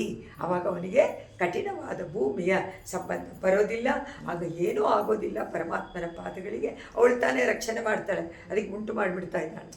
ಎಷ್ಟು ಚೆನ್ನಾಗಿದೆ ನೋಡಿ. ಪ್ರಾಚ್ಯಾಂ ವಿನಿಕ್ಷಿಪಸಿ ಅಂದರೆ ಚೆಲ್ಲೋದು. ಚೆಲ್ಲಿ ಪಲ್ಲವ ಪುಷ್ಪ ಪಂಕ್ತಿಂ, ಪಲ್ಲವ ಪುಷ್ಪದ ಪಂಕ್ತಿಯನ್ನು ಅಲ್ಲಿ ಉಂಟು ಮಾಡಿಬಿಡ್ತಾಳೆ. ಉಂಟು ಮಾಡಿ, ಅಪ್ಪ ರಂಗನಾಥ ನಿನ್ನ ಕೋಮಲ ಪಾದವನ್ನು ಈಗಿಡು ಅಂತ ಇಡುವಂತೆ ಕಂಗೊಳಿಸ್ತಾ ಇದೆ ಅಂತ.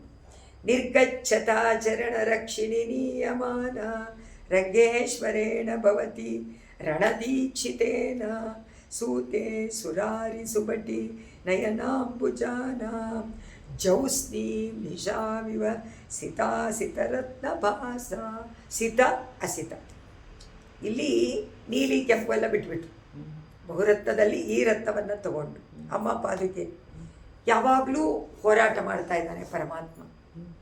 ಯಾರ ಜೊತೆನಲ್ಲಿ? ಜೀವಾತ್ಮನ ಜೊತೆನಲ್ಲಿ. ಅವನನ್ನು ರಕ್ಷಣೆ ಮಾಡಬೇಕಲ್ಲ. ಅವನು ನೀ ಬೇಡ ಅಂತಾನೆ. ನೀನು ಯಾಕೆ, ನನಗೂ ನಿನಗೂ ಸಂಬಂಧ ಇಲ್ಲ ಅಂತಾನೆ. ನೀನು ಹೋಗು, ನಾನು ನಿನ್ನ ಜೊತೆ ಬರಲ್ಲ ಅಂತಾನೆ. ಪರಾಂಗುಖವಾಗ್ತಾನೆ. ಏನು ಪ್ರಯೋಜನ? ಜಗಳ. ಅದಕ್ಕೆ ಇವನು ಏನು ಮಾಡ್ತಾನೆ, ಅಲ್ಲಿ ಇಲ್ಲಿ ಏನೇನಾದರೂ ಅವ್ರು ಹೇಳೋದನ್ನು ಕೇಳಿಸೋದು, ಇಲ್ಲ ಸಂಗೀತ ರೂಪದಲ್ಲಿ ಅವನಿಗೆ ಅಡ್ವೈಸ್ ಮಾಡೋದು ಎಲ್ಲ ಮಾಡಿ ಪ್ರಯತ್ನ ಮಾಡ್ತಾ ಇದೆ. ಒಂದು ಜಗಳದಂತೆ ಅಂತ. ರಣದೀಕ್ಷಿತೆ, ಹೋರಾಟದಲ್ಲಿ ದೀಕ್ಷಿತ, ವ್ರತ ಮಾಡ್ಕೊಂಡು ಬಿಟ್ಟಿದ್ದಾನೆ ಪರಮಾತ್ಮ. ನಿರ್ಗಜ್ಜತ, ಅದಕ್ಕೋಸ್ಕರ ಉತ್ಸವದಲ್ಲಿ ಬರ್ತಾನೆ. ಎಲ್ಲ ಚೇತನರನ್ನು ಉದ್ಧಾರ ಮಾಡಬೇಕು. ಅವ್ರು ಬರಲ್ಲ ಅಂದರೂ ಅವರನ್ನು ಕೂಡಿಸಿಕೊಳ್ಬೇಕು. ಕೂಡಾರೈ ವೆಲ್ಲುಂ ಶೀರ್ ಗೋವಿಂದ ರಂಗೇಶ್ವರೇಣ. ಅಂತಹ ರಂಗನಾಥನನ್ನು ನೀನು ಭವತಿ ಕರ್ಕೊಂಡು ಬರ್ತೀವಿ. ನಿನ್ನಲ್ಲಿರುವಂಥ ಸಿತ ಅಸಿತ ರತ್ನ ಭಾಸ. ಸಿತ ಬಿಳಿ, ಅಸಿತ ಕಪ್ಪು. ಬಿಳಿ ಮತ್ತು ಕಪ್ಪು, ಮತ್ತು ಇದು ಮುತ್ತು ನೀಲ. ಮುತ್ತು ಬಿಳಿ, ನೀಲ ಕಪ್ಪು. ಸೊ ಈ ಎರಡು ರತ್ನಗಳ ಕಾಂತಿಯಿಂದ ಸುರಾರಿ ಸುಬಟಿ. ಸುರ ಅರಿ ಅಂದರೆ ಸುರರಿಗೆ ಅರಿ. ಸುರರಿಗೆ ಅರಿ ಅಂದರೆ ಏನು? ಶತ್ರು. ಸುರರ ಶತ್ರು ಸುರರು ಅಂದರೆ ದೇವತೆಗಳು. ಸುರಾರಿ ಅಸುರರ. ಅವರೇನು ಮಾಡ್ತಾರೆ? ಸುಬಟಿ ಅವರನ್ನು ಬೇಟೆ ಆಡೋಕ್ಕೆ ಬಂದಿದ್ದಾರೆ. ಯಾಕಂದರೆ ರಣದೀಕ್ಷಿತ ಅಲ್ವಾ. ಅದರಿಂದ ಅಸುರರನ್ನು ಕೊಲ್ಲಕ್ಕೋಸ್ಕರವಾಗಿ ಬಂದಿದ್ದಾನೆ. ಹೋರಾಟ ಮಾಡ್ತಾ ಇದ್ದಾಗ ಈ ಹೋರಾಟದಲ್ಲಿ ಈ ಸ್ತ್ರೀಯರ ನಯನ ಅಂಬುಜಾನ, ಅವರು ಹೊರಗಡೆ ಬಂದಾಗ ಈ ಕಣ್ಣುಗಳು ಎನ್ನುವಂಥ ಕಮಲ ಹೂಗಳಿಗೆ ಜೌಸ್ನಿ ನಿಶಾಂ ಸೂತೆ ಇವ. ಜೌಸ್ನಿ ಅಂದರೆ ಪ್ರಕಾಶ. ಅವರೆಲ್ಲ ಚೆನ್ನಾಗಿ ಕಾಣಬೇಕು ಅಂತ ಜೌಸ್ನಿ ಅಂತಾರೆ. ರಾತ್ರಿಗೆ ಒಂದು ಬೆಳಕನ್ನು ಕೊಡೋಕ್ಕೋಸ್ಕರ. ಅಂದರೆ ಸ್ತ್ರೀಯರ ಕಣ್ಣುಗಳು ತಾವರೆ ಅಂತೆ. ಆದರೆ ತಾವರೆ ಕತ್ತಲಾದಾಗ ಏನಾಗುತ್ತೆ? ಸೂರ್ಯ ಇಲ್ಲಿದ್ದ ಮುಚ್ಚಿ ಹೋಗ್ಬಿಡುತ್ತೆ. ಅಂದರೆ ಅವರೆಲ್ಲ ಮುಚ್ಕೊಂಡ್ಬಿಡ್ತಾರೆ. ರಾತ್ರಿ ಬಂದಾಗ ಯಾವ ರೀತಿ ಕಣ್ಣುಗಳು ಎನ್ನುವಂತಹ ಪದ್ಮ ಮುಚ್ಕೊಂಡು ಬಿಡುತ್ತೋ. ಕಣ್ಣು ಮುಚ್ಕೊಳ್ಳೋದು ಅಂದ್ರೇನು? ಹೋದರು ಅಂತ ಅರ್ಥ. ಇವನು ದೀಕ್ಷೆ ರಣ ದೀಕ್ಷಿತ, ಅದರಿಂದ ಇವರನ್ನು ಕೊಲ್ಲಬೇಕು. ಏನು ಮಾಡಲ್ವಂತೆ. ಪಾದುಕಾದೇವಿ ಅದು ಉಂಟು ಮಾಡಿಬಿಟ್ಟು ನೀಲಿ ಮಾಡಿಬಿಟ್ಟು ಕತ್ಲೆ ಮಾಡಿಬಿಟ್ಟು ಅವರು ಅಸುರರುಗಳೆಲ್ಲ ಹೋಗುವಂತೆ ಮಾಡಿ ಅಂತ ಹೇಳ್ತಾರೆ. ಅದೇ ಅಂದರೆ ಅರ್ಥ ರಾತ್ರಿ ಹೊತ್ತಿನಂತೆ ಇರುತ್ತೆ. ಅದರಿಂದ ಇದನ್ನೆಲ್ಲ ನೋಡಿದ್ರೆ ಬೆಳದಿಂಗಳ ರಾತ್ರಿಯಂತೆ ತೋರುತ್ತೆ. ಅದರಿಂದ ಹೋರಾಟಕ್ಕೆ ಬಂದಂಥ ಅಸುರ ಸ್ತ್ರೀಗಳೆಲ್ಲ ಕಣ್ಣು ಮುಚ್ಕೊಂಡ್ಬಿಟ್ರಂತೆ, ಅವರೆಲ್ಲ ಹೋಗ್ಬಿಟ್ರು ಅಂತ ಅರ್ಥ. ಯಾತಕ್ಕೆ ಹೋಗ್ತಾರೆ? ಎಲ್ಲ ಅವ್ರ ಜೊತೆಗೆ ಹೊಟ್ಟೋಗ್ಬಿಡ್ತಾರೆ. ಅಸುರರ ಪತ್ನಿಗಳೂ ಕೂಡ ಅಂದರೆ ಅಸುರರ ಕಣ್ಣುಗಳು ತಾವರೆ ಅಂತಿಲ್ಲ, ಅಸುರರ ಪತ್ನಿಗಳು ಕಣ್ಣುಗಳು ತಾವರೆಯಂತೆ ಮುಚ್ಚಿ ಹೋಗುತ್ತೆ. ಅಂದರೆ ಅವರು ಸತ್ತು ಹೋಗ್ತಾರೆ ಅನ್ನುವಂಥ ಅರ್ಥ. ಅಂದರೆ ಪರಮಾತ್ಮ ಚೇತನೋದ್ಧಾರಕ್ಕೋಸ್ಕರ ಶಿಷ್ಟ ಸಂರಕ್ಷಣೆಗೋಸ್ಕರವಾಗಿ ದುಷ್ಟರನ್ನು ನಿಗ್ರಹ ಮಾಡಲೇಬೇಕು. ಅದೇ ಇದಕ್ಕೆ ಒಂದು ಆಧಾರ. ಶಿಷ್ಟ ರಕ್ಷಣೆ, ದುಷ್ಟ ನಿಗ್ರಹ. ದುಷ್ಟ ನಿಗ್ರಹ ಅಸುರರ ಸಂಹಾರ, ಆಸುರಿ ಭಾವವನ್ನು ನಿವಾರಣೆ ಮಾಡುವಂಥದ್ದು. ಸೊ ಪಾದುಕಾದೇವಿಯ ರತ್ನಗಳ ಕಾಂತಿಗಳು ನಮ್ಮ ಅಸುರತ್ವ ಅದನ್ನು ನಿವಾರಣೆ ಮಾಡಿ ಸಾಯಿಸ್ಬಿಡುತ್ತೆ. ಅದಕ್ಕೆ ಸತ್ಸಂಗ, ಅದಕ್ಕೆ ಉತ್ಸವ, ಅದಕ್ಕೆ ಪರಮಾತ್ಮ, ಅದಕ್ಕೆ ದೇವರ ಭಕ್ತಿ ಎಲ್ಲ ಬೇಕು. ಭಕ್ತಿ ಮುಕ್ತಿದಾಯಕಂ ಅಂದರೆ ಭಕ್ತಿನೂ ಬೇಕು, ಮುಕ್ತಿನೂ ಬೇಕು. ಭಕ್ತಿಯಿಂದಲೇ ಮುಕ್ತಿ ಅಂತ ಹೇಳಿದಾರಲ್ಲ, ಆ ರೀತಿಯಾಗಿ ನಾವು ಖಂಡಿತವಾಗಿ ಭಕ್ತಿ ಮಾಡಲೇಬೇಕು. ದೇವರ ಭಕ್ತಿ ನಿರಂತರವಾಗಿ ಮಾಡಬೇಕು. ಆದರೆ ಅದು ತುಂಬ ಕಷ್ಟ. ಮುಕ್ತಿಯನ್ನು ಪಡ್ಕೊಳ್ಳೋದು ಪ್ರಥಮ ನಿಷ್ಠೆನಲ್ಲಿ. ಪರಮಾತ್ಮ ಯಾವಾಗ ನಿಗ್ರಹ ಮಾಡ್ತಾನೆ ಗೊತ್ತಿಲ್ಲ, ಒಂದು ತಪ್ಪಾದ್ರೂ. ಆದರೆ ಆಚಾರ್ಯ ಮುಖೇನ ಹೋದಾಗ ಪರಮಾತ್ಮ ಆಚಾರ್ಯನನ್ನು ನೋಡಿ ಅವರ ಶಿಷ್ಯರಿಗೆ ಮುಕ್ತಿ ಕೊಡ್ತಾನೆ ವಿನಃ ನಮ್ಮನ್ನು ನೋಡಿ ಮುಕ್ತಿ ಕೊಡಲ್ಲ, ಶಿಷ್ಯರನ್ನು ನೋಡಿ ಕೊಡಲ್ಲ. ಅದರಿಂದ ಆಚಾರ್ಯರು ಮುಖ್ಯ. ನಮ್ಮ ಆಳ್ವಾರವರು ಅವರ ಸೂಕ್ತಿಗಳು ನಮಗೆ ಆಚಾರ್ಯರಂತೆ. ನಮಗೆ ಈ ಒಂದು ವಿಷಯವನ್ನು ತಿಳಿಸಿಕೊಟ್ಟು ನೀವು ಬನ್ನಿ ಬನ್ನಿ ಪ್ರಪನ್ನರಾಗಿ ಅಂತ ಹೇಳಿ, ಪ್ರಪನ್ನರು ಅಂದರೆ ಶರಣಾಗತರು. ಶರಣಾಗತಿಯನ್ನು ಮಾಡಿದ ಮೇಲೆ ಶರಣಾಗತರಾಗ್ತಾರೆ. ಅದರಿಂದ ಶರಣಾಗತರ ಒಕ್ಕೂಟವನ್ನು ಮಾಡಿ ಎಲ್ಲರನ್ನೂ ಪರಮಾತ್ಮನ ಪಾದಾರವಿಂದದಲ್ಲಿ ಸೇರಿಸುವಂಥವರು ಸ್ವಾಮಿ ನಮ್ಮಾಳ್ವಾರ್. ಅದೇ ತರಹನೇ ರಾಮಾನುಜರು, ರಾಮಾನುಜಾಚಾರ್ಯರು ರಂಗನಾಥನಲ್ಲಿ ಬೇಡಿಕೊಂಡು ಏನು ಬೇಕು ನಿನಗೆ ಅಂತ ಕೇಳಿದಾಗ ರಂಗನಾಥನಲ್ಲಿ ಶರಣಾಗತಿ ಮಾಡಿ ನನಗೆ ಎಲ್ಲರೂ ರಾಮಾನುಜ ಸಂಬಂಧಿಕರ ಎಲ್ಲರೂ ಕೂಡ ಮುಕ್ತಿಯನ್ನು ಪಡ್ಕೊಳ್ಬೇಕು ಅಂತ ತಗೊಂಡು ಕೈಯಲ್ಲಿ ಇಟ್ಕೊಂಡ್ಬಿಟ್ಟಿದ್ದಾರೆ ರಾಮಾನುಜರು. ಆಚಾರ್ಯರ ಕೈನಲ್ಲಿ ಮೋಕ್ಷ. ಅದರಿಂದ ಆಚಾರ್ಯರನ್ನು ನಾವು ಅವಲಂಬಿಸಿದರೆ, ಶರಣಾಗತಿ ಮಾಡಿದರೆ, ಆಶ್ರಯ ಮಾಡಿದರೆ ಖಂಡಿತ ಮೋಕ್ಷ ಸಿಕ್ಕೇ ಸಿಗತ್ತೆ. ಆದರೆ ಅದರಲ್ಲಿ ಪರಮ ವಿಶ್ವಾಸವನ್ನು ಇಟ್ಕೊಳ್ಬೇಕು, ಭಕ್ತಿಯನ್ನು ಹೆಚ್ಚು ಹೆಚ್ಚು ಮಾಡಿ. ಅದರಿಂದ ಚರಣ ರಕ್ಷಣೆ ನಿಯಮ ನಿರ್ಗಚ್ಚತ ಅಂದರೆ ಅವನು ಹೊರಡುವಂತಹ ಕಾಲದಲ್ಲಿ ರಂಗೇಶ್ವರನ ಭವತಿ ಅಂತ ಆ ಶ್ಲೋಕ. ಮರಕಥ ಹರಿತಾಂಗಿ ಮೇಧುರಾ ಪದ್ಮರಾಗೈ ಅಭಿನವ ಜಲಬಿಂದು ವ್ಯಕ್ತ ಮುಕ್ತಾಫಲ ಶ್ರೀಗಿ ಕಲಯಸಿ ಪದರಕ್ಷೆ ಕೃಷ್ಣಮೇಘ ಪ್ರಚಾರಾತ್ ಕನಕ ಸರಿದನೂಪೆ ಶಾದ್ವಲಂ ಸೇಂದ್ರ ಕೋಪಂ. ಕನಕ ಸರಿತ್, ಕನಕ ಸರಿತ್ ಅಂದರೆ ಸರಿತ್ ಅಂದರೆ ನದಿ, ಕನಕ ಅಂದರೆ ಚಿನ್ನದ ನದಿ ಕಾವೇರಿ ಪೊನ್ನು. ಶ್ರೀರಂಗನಾಥನ ಪಾದುಕೆ ಪರಮಾತ್ಮ ನಿನ್ನನ್ನು ಧರಿಸಿಕೊಂಡೇ ಬರೋದು ಉತ್ಸವದಲ್ಲಿ. ಯಾವಾಗಲೂ ನಿನ್ನ ಧರಿಸ್ಕೊಂಡಿರ್ತಾನೆ, ಪಕ್ಕದಲ್ಲೇ ಇಟ್ಕೊಂಡಿರ್ತಾನೆ. ಏಕಾಂತದಲ್ಲೂ ಕೂಡ ಅವನು ಉತ್ಸವದಲ್ಲಿ ಹೊರಡಬೇಕಾದ್ರೆ ನಿನ್ನನ್ನು ಧಾರಣೆ ಮಾಡಿಕೊಂಡು ನಿನ್ನಲ್ಲಿ ಏನೇನಿದೆ, ಹರಿ ಇದೆ, ಮರಕತ ಇದೆ, ಮೇಧುರ ಇದೆ, ಪದ್ಮರಾಗ ಇದೆ, ಇದೆಲ್ಲ ರತ್ನಗಳು. ಪಚ್ಚೆ, ಕೆಂಪು, ಮುದ್ದು, ಹರಳುಗಳೆಲ್ಲ ಇದೆ. ಇದು ಎಡೆಬಿಡದೆ ಕಾಂತಿಯನ್ನು ಹೊರಸೂಸ್ತಾ ಇದೆ. ಸ್ವಲ್ಪ ಕತ್ಲೆನಲ್ಲಿ ಬರದೇ ಇರ್ಬೋದು, ಕತ್ಲೆನಲ್ಲೂ ಬರುತ್ತೆ ಕೆಲವು ರತ್ನಗಳು. ಅದರಿಂದ ಅಪೂರ್ವವಾದ ಒಂದು ಕಾಂತಿಯನ್ನು ಎಲ್ಲ ಕಡೆನಲ್ಲೂ ಹರಡುತ್ತೆ. ಆ ಕಾಂತಿಯನ್ನು ನೋಡಿದರೆ ಹೇಗಿದೆ ಪಿಕ್ಚರ್ ಮಾಡ್ತಾರೆ. ಸಾಯುಧೇಶಕರು ಒಂದು ಪೇಂಟಿಂಗ್ ಮಾಡ್ತಾರೆ. ಮಳೆಗಾಲದಲ್ಲಿ ಎಷ್ಟು ಕೋಮಲವಾಗಿರುತ್ತಲ್ಲ. ಕೆಂಪು ಮಕ್ಮಲ್ ಅಂತೀವಿ ನಾವು. ಮಕ್ಮಲ್ ಅಂದರೆ ಒಳ್ಳೆ ಇದರಲ್ಲಿ ಮಾಡಿರುವಂಥದ್ದು, ತಿನ್ನಾಗಿರುತ್ತೆ ಆ ವಸ್ತ್ರ ಸಿಲ್ಕು. ಆದರೆ ತಿನ್ನಾಗಿ ಎಳೆ ಮಾಡಿ ಅದರಿಂದ ಮಾಡಿರುವಂಥ ಒಂದು ಬಟ್ಟೆ ಕೊಟ್ಟಿದ್ರೆ ಅಷ್ಟು ಕೋಮಲ. ಅಕೋಮಲವಾಗಿರುತ್ತೆ, ಕಾಂತಿಯಿಂದ ಕೂಡಿರುತ್ತೆ. ಒಂದು ಇದು ಅದರಂತೆ ಒಂದು ಹುಳ, ಆ ಹುಳ ಹೇಗಿದೆ, ಚೆನ್ನಾಗಿ ಹಸಿರಾಗಿದೆ, ಅದರ ಮೇಲೆಲ್ಲ ಎಲ್ಲ ಇರುತ್ತೆ, ಏನೇನೋ ಮಣಿಗಳ ಥರ ಕಾಂತಿಗಳು ಎಲ್ಲ ಸೇರ್ಕೊಂಡ್ಬಿಟ್ಟಿರುತ್ತೆ. ಅದನ್ನೇ ಹೇಳ್ತಾರೆ ಜಾತಿ ಹುಳುಗಳು ಇರುತ್ತಲ್ಲ, ಅದರೆಲ್ಲ ಅದರಂತೆ ಒಂದು ಹುಲ್ಲು ಬೆಳೆಯುತ್ತೆ. ಎಷ್ಟೊಂದು ಇದರಲ್ಲಿ ಪಿಕ್ಚರ್ ಮಾಡ್ತಾರೆ ಅವರು. ಹುಲ್ಲು ಯಾವಾಗಲೂ ಹಸಿರಾಗಿರುತ್ತೆ ಮರದಲ್ಲಿ, ಆ ಹುಲ್ಲಿನ ಮೇಲೆ ಇದು ಕೂತ್ಕೊಂಡಿರುತ್ತೆ ಹುಳು, ಅದನ್ನು ತಿನ್ನತ್ತೆ. ಅದು ಹಚ್ಚ ಹಸಿರಾಗಿ ಕಾಣುವಂಥ ಹುಲ್ಲು. ಅದರ ಪ್ರದೇಶದಲ್ಲಿ ಈ ಕೀಟಗಳೆಲ್ಲ ಹೋಗಿ ಕೂತ್ಕೊಳುತ್ತೆ, ಒಂದು ಜಾತಿಯ ಕೀಟ. ಅವುಗಳ ಜೊತೆಯಲ್ಲಿ ಈ ಹುಲ್ಲುಗಳ ಮೇಲೆ ಬಿದ್ದಿರುವಂಥ ಮುತ್ತುಗಳು ಬೇರೆ ಇರುತ್ತೆ, ಮುತ್ತುಗಳಿರುತ್ತೆ, ಹುಳ ಇರುತ್ತೆ ಹುಲ್ಲಿನ ಮೇಲೆ. ಅದನ್ನು ನೋಡಿದಂತೆ ಆಗತ್ತೆ.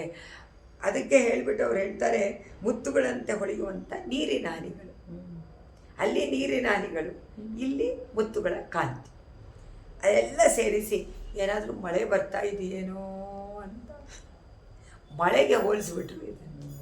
ಎಲ್ಲ ಕಾಂತಿಯನ್ನು ಸೇರಿಸಿ ಮಳೆ ಬರ್ತಾ ಇದೆಯೇನೋ, ಮಳೆ ಬಂದಾಗ ಹುಲ್ಲಿನ ಅದನ್ನು ಹೇಳ್ತಾರೆ ನೋಡಿ. ಅಂದರೆ ಅವರು ಗದ್ದೆಯಲ್ಲಿ ಬೆಳೆದಿರುವಂಥ ಹುಲ್ಲು, ಅದರ ಮೇಲಿರುವಂಥ ಹುಳುಗಳು, ಅದರ ಒಳ್ಳೆಯ ಡಿಫ್ರೆಂಟ್ ವರ್ಣಗಳು, ಮತ್ತು ಅದರ ಮೇಲಿರುವಂಥ ಮುತ್ತಿನಂತಹ ನೀರಿನ ಬಿಂದುಗಳು, ಅದು ಮುತ್ತಿನ ಕಾಂತಿ, ಇದೆಲ್ಲ ಸೇರಿ ಪದ್ಮರಾಗ, ಇದು ಎಲ್ಲ ಸೇರಿರುವಂಥದ್ದು ಮರಕತ ಪಚ್ಚೆ ಹುಲ್ಲು. ಇವಾಗ ಅರ್ಥ ಆಯ್ತಾ? ಹುಲ್ಲಿನ ಮೇಲೆ ನೀರಿನ ಬಿಂದು, ಅದರ ಮೇಲೆ ಈ ಮಣಿಯಿಂದ ಕೂಡಿರುವಂಥ ಒಂದು ಕೀಟ. ಅದನ್ನು ನೋಡಿದಾಗ ಮಳೆ ಬರ್ತಾ ಇದೆಯೇನೋ ಅಂತ ಇವರಿಗೆ ಅನಿಸಿದಂತೆ. ಅದಕ್ಕೆ ಹೇಳ್ತಾರೆ, ಕನಕ ಸರಿದನೂಪೆ ಶಾದ್ವಲಂ ಸೇಂದ್ರಕೋಪಂ ಇಂದ್ರಕೋಪ. ಇಂದ್ರಕೋಪ ಅಂದರೆ ಇದು ಕಣಜ, ಕೆಂಪಗಿರುತ್ತೆ. ಅವ್ರು ಹೇಳ್ತಾಳಲ್ಲ, ಇಂದಿರ ಕೋಪಂಗಳೇ ಎಳಂತೊಬ್ಬರಂದಿಟ್ಟನವಾಲ್ ಅಂಡಾಳ್ ತಿರುಮಾಲಿರುಂ ಶೋಲೆ ಹೇಳ್ತಾಳೆ. ಅದರಿಂದ ನೀನನ್ನು ಧರಿಸಿಕೊಂಡು ಬಂದಾಗ ಕಾಂತಿಯನ್ನು ಕೊಡುವಂತಹ ಈ ರತ್ನಗಳ ಕಾಂತಿಗಳೆಲ್ಲ ನನಗೆ ಒಂದು ಇದರಂತೆ ಕಾಣಿಸುತ್ತೆ. ಹುಲ್ಲುಗಳ ಮೇಲೆ ಬಿದ್ದಿರುವಂಥ ಮುತ್ತುಗಳಂತೆ ಹೊಳೆಯುವ ನೀರಿನ ಹನಿಗಳು ಮಳೆ ಸುರಿಸಿದೆಯೋ ಅನ್ನುವಂತೆ ನೀನೇನಾದರೂ ಮಳೆ ಸುರಿಸಿ ಅದರಿಂದ ಈ ಹಸಿರು ಇದು ಎಲ್ಲ ಹೀಗೆ ಕಾಣಿಸ್ತಾ ಇದೆಯೇನೋ. ಅಲ್ಲಿ ಏನೂ ಇಲ್ಲ, ಹುಲ್ಲು ಇಲ್ಲ, ಏನೂ ಇಲ್ಲ, ಆದರೆ ಕಾಂತಿಗಳು ಒಂದು ಸೀನನ್ನು ಕ್ರಿಯೇಟ್ ಮಾಡುತ್ತೆ ಅಂತಾರೆ ಆಳ್ವಾರ. ಅದೇನೇ ಭಗವಂತ ಗುಣಗಳನ್ನು ಅನುಭವಿಸಿ ಅದರಿಂದ ಸಂತೋಷಪಟ್ಟು ಆ ಪರಮಾನಂದವನ್ನು ಬಿಡದೆ ಅನುಭವಿಸ್ತಾ ಅಯ್ಯೋ ವಿಭವವನ್ನು ಅನುಭವಿಸ್ಬೇಕು ಅಂತ ಅತಿ ಆಸೆ ಉಂಟಾಗ್ಬಿಡುತ್ತದೆ. ವಿಭವ ಅಂದರೆ ಆಗೋಗಿರುವಂಥದ್ದು. ಪರಮಾತ್ಮನ ಮತ್ಸ್ಯಕೂರ್ಮಾದಿ ಅವತಾರಗಳು, 24 ಅವತಾರಗಳು, ಅಂದರೆ ಬೇಕಾದಷ್ಟು ಅವತಾರಗಳನ್ನು ಪರಮಾತ್ಮ ಮಾಡಿದ್ದಾನೆ. ಅದು ವಿಭವ ಅಂತೀವಿ ನಾವು. ಆ ವಿಭವ ಅವತಾರಗಳನ್ನು ಅನುಭವಿಸ್ಬೇಕು ಅಂತ ಆಸೆ. ಒಂದು ಸತಿ ಪರತ್ವವನ್ನು ಹೇಳ್ತಾರೆ, ದಕ್ಷಿಣ ಪರತ್ವ ಜೊತೆಯಲ್ಲಿ ಕ್ಷೀರಾಬ್ದಿನಾಥರನ್ನು ಹೇಳ್ತಾರೆ ವ್ಯೂಹ. ಅದನ್ನು ಬಿಟ್ಬಿಟ್ಟು ವಿಭವ ಅನ್ನಿಸ್ಬೇಕು ಅಂತ ಬಂದ್ಬಿಡುತ್ತೆ ಆಳ್ವಾರ್ಗಾಸು. ಆಗ ವಿಭುವನ್ನು ರಾಮ ಹೇಗಿದ್ದ, ಕೃಷ್ಣ ಹೇಗಿದ್ದ, ಮತ್ಸ್ಯ ಏನು ಮಾಡ್ತು, ಕೂರ್ಮ ಏನು ಮಾಡಿದ ಆದಾಗ ಅದೆಲ್ಲ ವರ್ಣನೆ ಮಾಡಿ ಅನುಭವಿಸ್ಬಿಡ್ತಾರೆ. ಆಮೇಲೆ ಅದು ಸಾಕಾದಾಗ ಅಯ್ಯೋ ಅರ್ಚೆನಲ್ಲಿ ಪರಮಾತ್ಮ ಎಷ್ಟು ಚೆನ್ನಾಗಿ ಕಾಣ್ತಾನೆ ಅಂತ ಅರ್ಚಾರೂಪದಲ್ಲಿ ದಿವ್ಯ ದೇಶಗಳ ಅನುಭವ. ಸೊ ಇದೆಲ್ಲ ಸೇರ್ಕೊಂಡ್ಬಿಡುತ್ತೆ. ಇದೆಲ್ಲ ಸೇರಿಕೊಂಡು ಪರಮಾತ್ಮ ಅವರಿಗೆ ಪರಮಾನಂದದ ಮಳೆಯನ್ನೇ ಸುರಿಸ್ತಾ ಇದ್ದಾನೇನೋ ಎಡೆ ಬಿಡದೆ ಅನ್ನೋದು. ಒಂದೊಂದು ರತ್ನ ಅಂತ ಇಟ್ಕೊಳ್ಳಿ.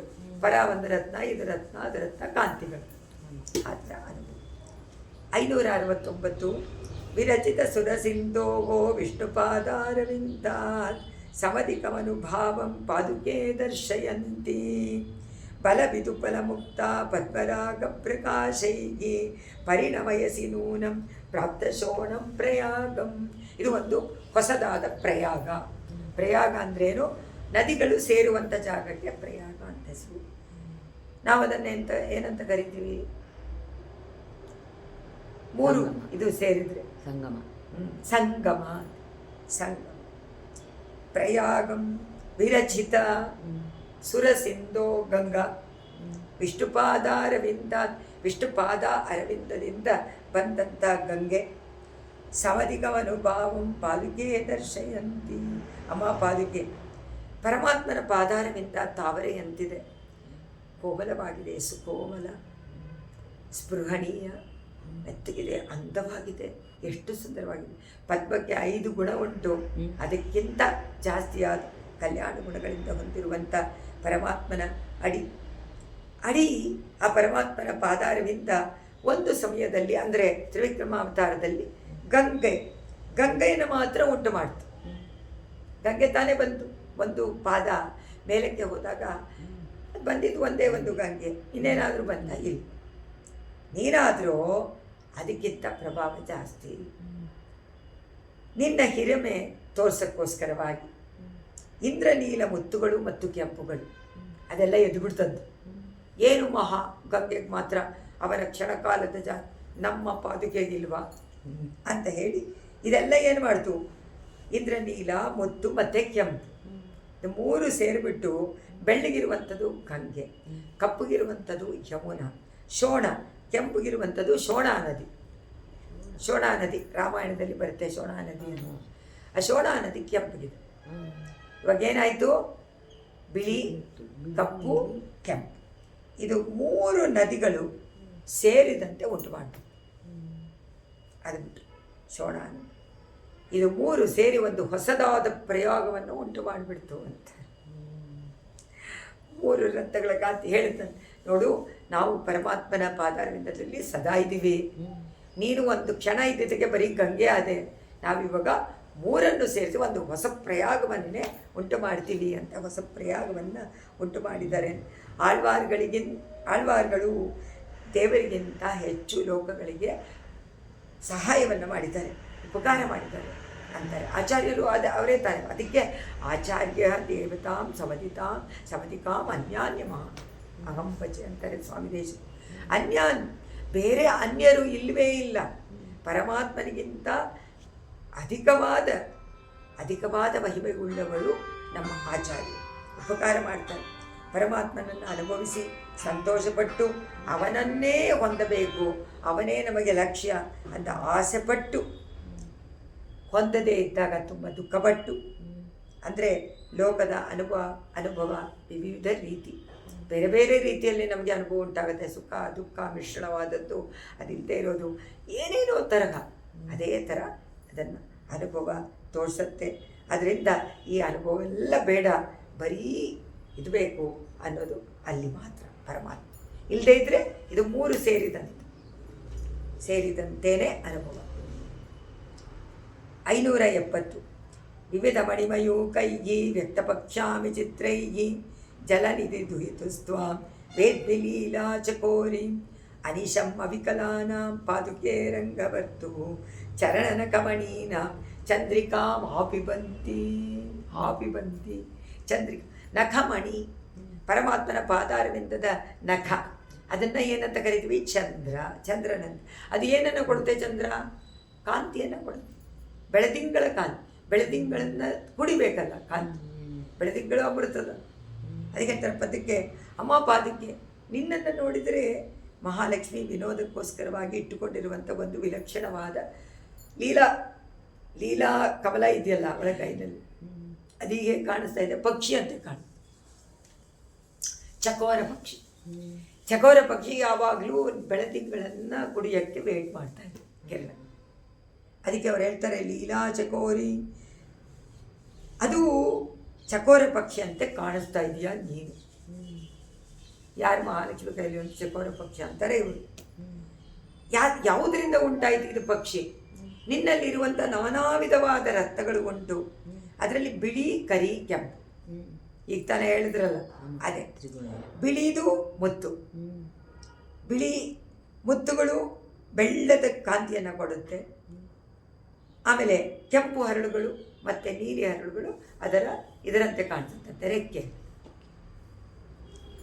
ಪಕ್ಷಿಯ ರೆಕ್ಕೆಗಳಂತೆ ಕಾಣಿಸುತ್ತೆ.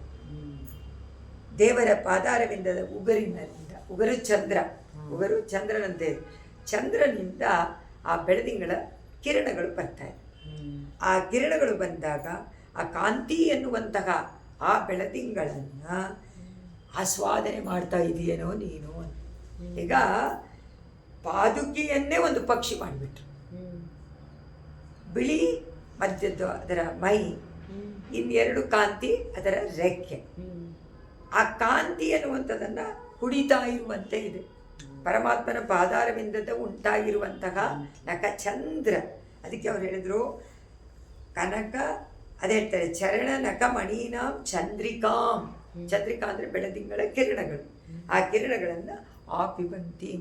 ನೀನು ಒಂದು ಪಕ್ಷಿಯ ರೂಪದಲ್ಲಿ ಆ ಯಾವುದು ಪದ್ಮ ಚಕೋರ ಪಕ್ಷಿ, ಅದು ಮಹಾಲಕ್ಷ್ಮಿಯ ಕೈಯಲ್ಲಿರುವಂಥ ಲೀಲೆಗೋಸ್ಕರ ಇಟ್ಟುಕೊಂಡಿರುವಂಥ ಪಕ್ಷಿಯಾಗಿ ಆ ಪಕ್ಷಿ ಮೇಲೆ ತಾನೇ ಇರುತ್ತೆ. ಈಗ ಕಿರಣಗಳೆಲ್ಲ ಮೇಲೆ ಬರುತ್ತೆ. ಮೇಲೆ ಬಂದಾಗ ಪರಮಾತ್ಮನ ಪಾದಾರವಿಂದದ ಬೆಳದಿಂಗಳ ಕಾಂತಿಯನ್ನು ಕುಡಿತಾ ಇದೆಯೇನೋ ಆ ಪಕ್ಷಿ ಅನ್ನುವಂತೆ. ಇದು ಒಂದು ಚಿತ್ರಣ. ಹೇಗೆ ಮಹಾಲಕ್ಷ್ಮಿ ಬರೆದು ಅದರ ಕೈಯಲ್ಲಿ ಒಂದು ಕಮಲ ಬಿಟ್ಟು ಒಂದು ಪಕ್ಷಿಯನ್ನು ಬರೆದು ಅದಕ್ಕೆ ಎರಡಕ್ಕೆ ಬರೆದು ಆ ಕಿರಣಗಳೆಲ್ಲ ಆ ಪಕ್ಷಿ ಕುಡಿತಾ ಇರುವಂತೆ ಪರಮಾತ್ಮನ ಪಾದ ಕೆಳಗಿದೆ, ಅದರಿಂದ ಬರ್ತಾ ಇರುತ್ತೆ. ಹಾಗೆ ಒಂದು ಚಿತ್ರ ಮಾಡ್ಬೋದು ಖಂಡಿತ. ಎಷ್ಟು ಸುಂದರ ಒಂದೊಂದು ಆ ಚಿತ್ರಣ ಮಾಡಿದಾಗ ಏನಾದರೂ ನಮಗೆ ಅನುಭವಕ್ಕೆ ಬರುತ್ತೋ ಏನು ಅಂತ ಹೇಳಿ. ಇದು 570ನೇ ಶ್ಲೋಕ. ವಿವಿಧ ಮಣಿಮಯೂ ಕೈ ವ್ಯಕ್ತ ಪಕ್ಷಾಂ ವಿಚಿತ್ರ. ಈ ವ್ಯಕ್ತ ಪಕ್ಷಾಂ ವಿಚಿತ್ರ, ವಿಚಿತ್ರವಾದ ಒಂದು ಪಕ್ಷ ಅಂದರೆ ಅದರ ಇದು ಹಕ್ಕಿಯ 2 ರೆಕ್ಕೆ, ಕೆಂಪು ಮತ್ತು ಇದು ಸೇರಿಕೊಂಡಿರುವಂಥ ರೆಕ್ಕೆ ಅಂತೆ. ಆ ಪಕ್ಷಿ ಜಲನಿಧಿ ದುಹಿತು ಸ್ವಾಂ ವೇದ್ಮಿ ಲೀಲಾ ಚಕೋ. ಜಲನಿಧಿ ದುಹಿತುಹು, ಜಲನಿಧಿ ಅಂದರೆ ಸಮುದ್ರ, ಸಮುದ್ರದಿಂದ ದುಹಿತುಹು ಸಮುದ್ರರಾಜನ ಮಗಳಾದಂಥ ಲಕ್ಷ್ಮಿ. ನೋಡಿ, ದುಹಿತುಹು ಕೈನಲ್ಲಿ ಇರುವಂಥ ಲೀಲಾ ವಿನೋದಕ್ಕೆ ಇಟ್ಕೊಂಡಿರುವಂಥ ಒಂದು ಪಕ್ಷಿ ಚಕೋರಿ. ಆ ಚಕೋರಿ ಅನಿಶಮ್ಮ ವಿಕಲಾನಾಂ ಪಾದುಕೆರಗಬಟ್ಟು ಚರಣಕವಣಿ. ಯಾವಾಗ ನೀನು ಹಗಲು ರಾತ್ರಿ ಯಾವಾಗಲೂ ಆ ಪರಮಾತ್ಮನ ಪಾದಾರವಿಂದಲ್ಲಿರುವಂಥ ಪಾದುಕೆಯೇ ನೀನು ಒಂದು ಚಕೋರ ಪಕ್ಷಿಯಂತೆ ಕಾಣಿಸಿ ಆ ಪರಮಾತ್ಮನ ಪಾದಾರವಿಂದದ ಬೆಳದಿಂಗಳ ಕಿರಣಗಳನ್ನು ಕುಡಿತಾ ಇದೆಯೇನೋ ಅಂತ ನನಗೆ ಅನಿಸತ್ತೆ. ಯಾವುದರಿಂದ ವ್ಯಕ್ತ ಆಗುತ್ತೆ ಇದು? ನಿನ್ನಲ್ಲಿ ಹುದುಗಿಟ್ಟಿರುವಂತಹ ರತ್ನಗಳ ಮುತ್ತುಗಳ ಕಾಂತಿ ಈ ಒಂದು ಚಿತ್ರವನ್ನು ಉಂಟು ಮಾಡಿದೆ ಅಂತ ಅನುಭವಿಸಿದ್ದಾರೆ. ಜಯತೀತಿ ರಾಜ ಸೂಕ್ತಿ ಜಯತಿ ಮುಕುಂದಸ್ಯ ಪಾದುಕಾಯುಗಳಿ ತದುವೇದನಾ ತ್ರಿವೇದೀಂ ಅವಂತ್ಯಯಂತೋ ಜಯಂತಿ ಭುವಿ ಸಂತಗ ಸಂತ ಶ್ರೀರಂಗ ಪೃಥ್ವೀಶ ಚರಣತ್ರಾಣ ಶೇಖರಾಗ ಜಯಂತಿ ಭುವನತ್ರಾಣ ಪದ ಪಂಕಜರೇಣವಗ ಕವಿತಾರ್ಕಿಕ ಸಿಂಹಾಯ ಕಲ್ಯಾಣ ಗುಣಚಾರಿಣೆ ಶಿವತೆ ವೆಂಕಟೇಶಾಯ ವೇದಾಂತ ಗುರವೇ ನಮಃ. ಸರ್ವಂ ಶ್ರೀಕೃಷ್ಣಾರ್ಪಣಮಸ್ತು.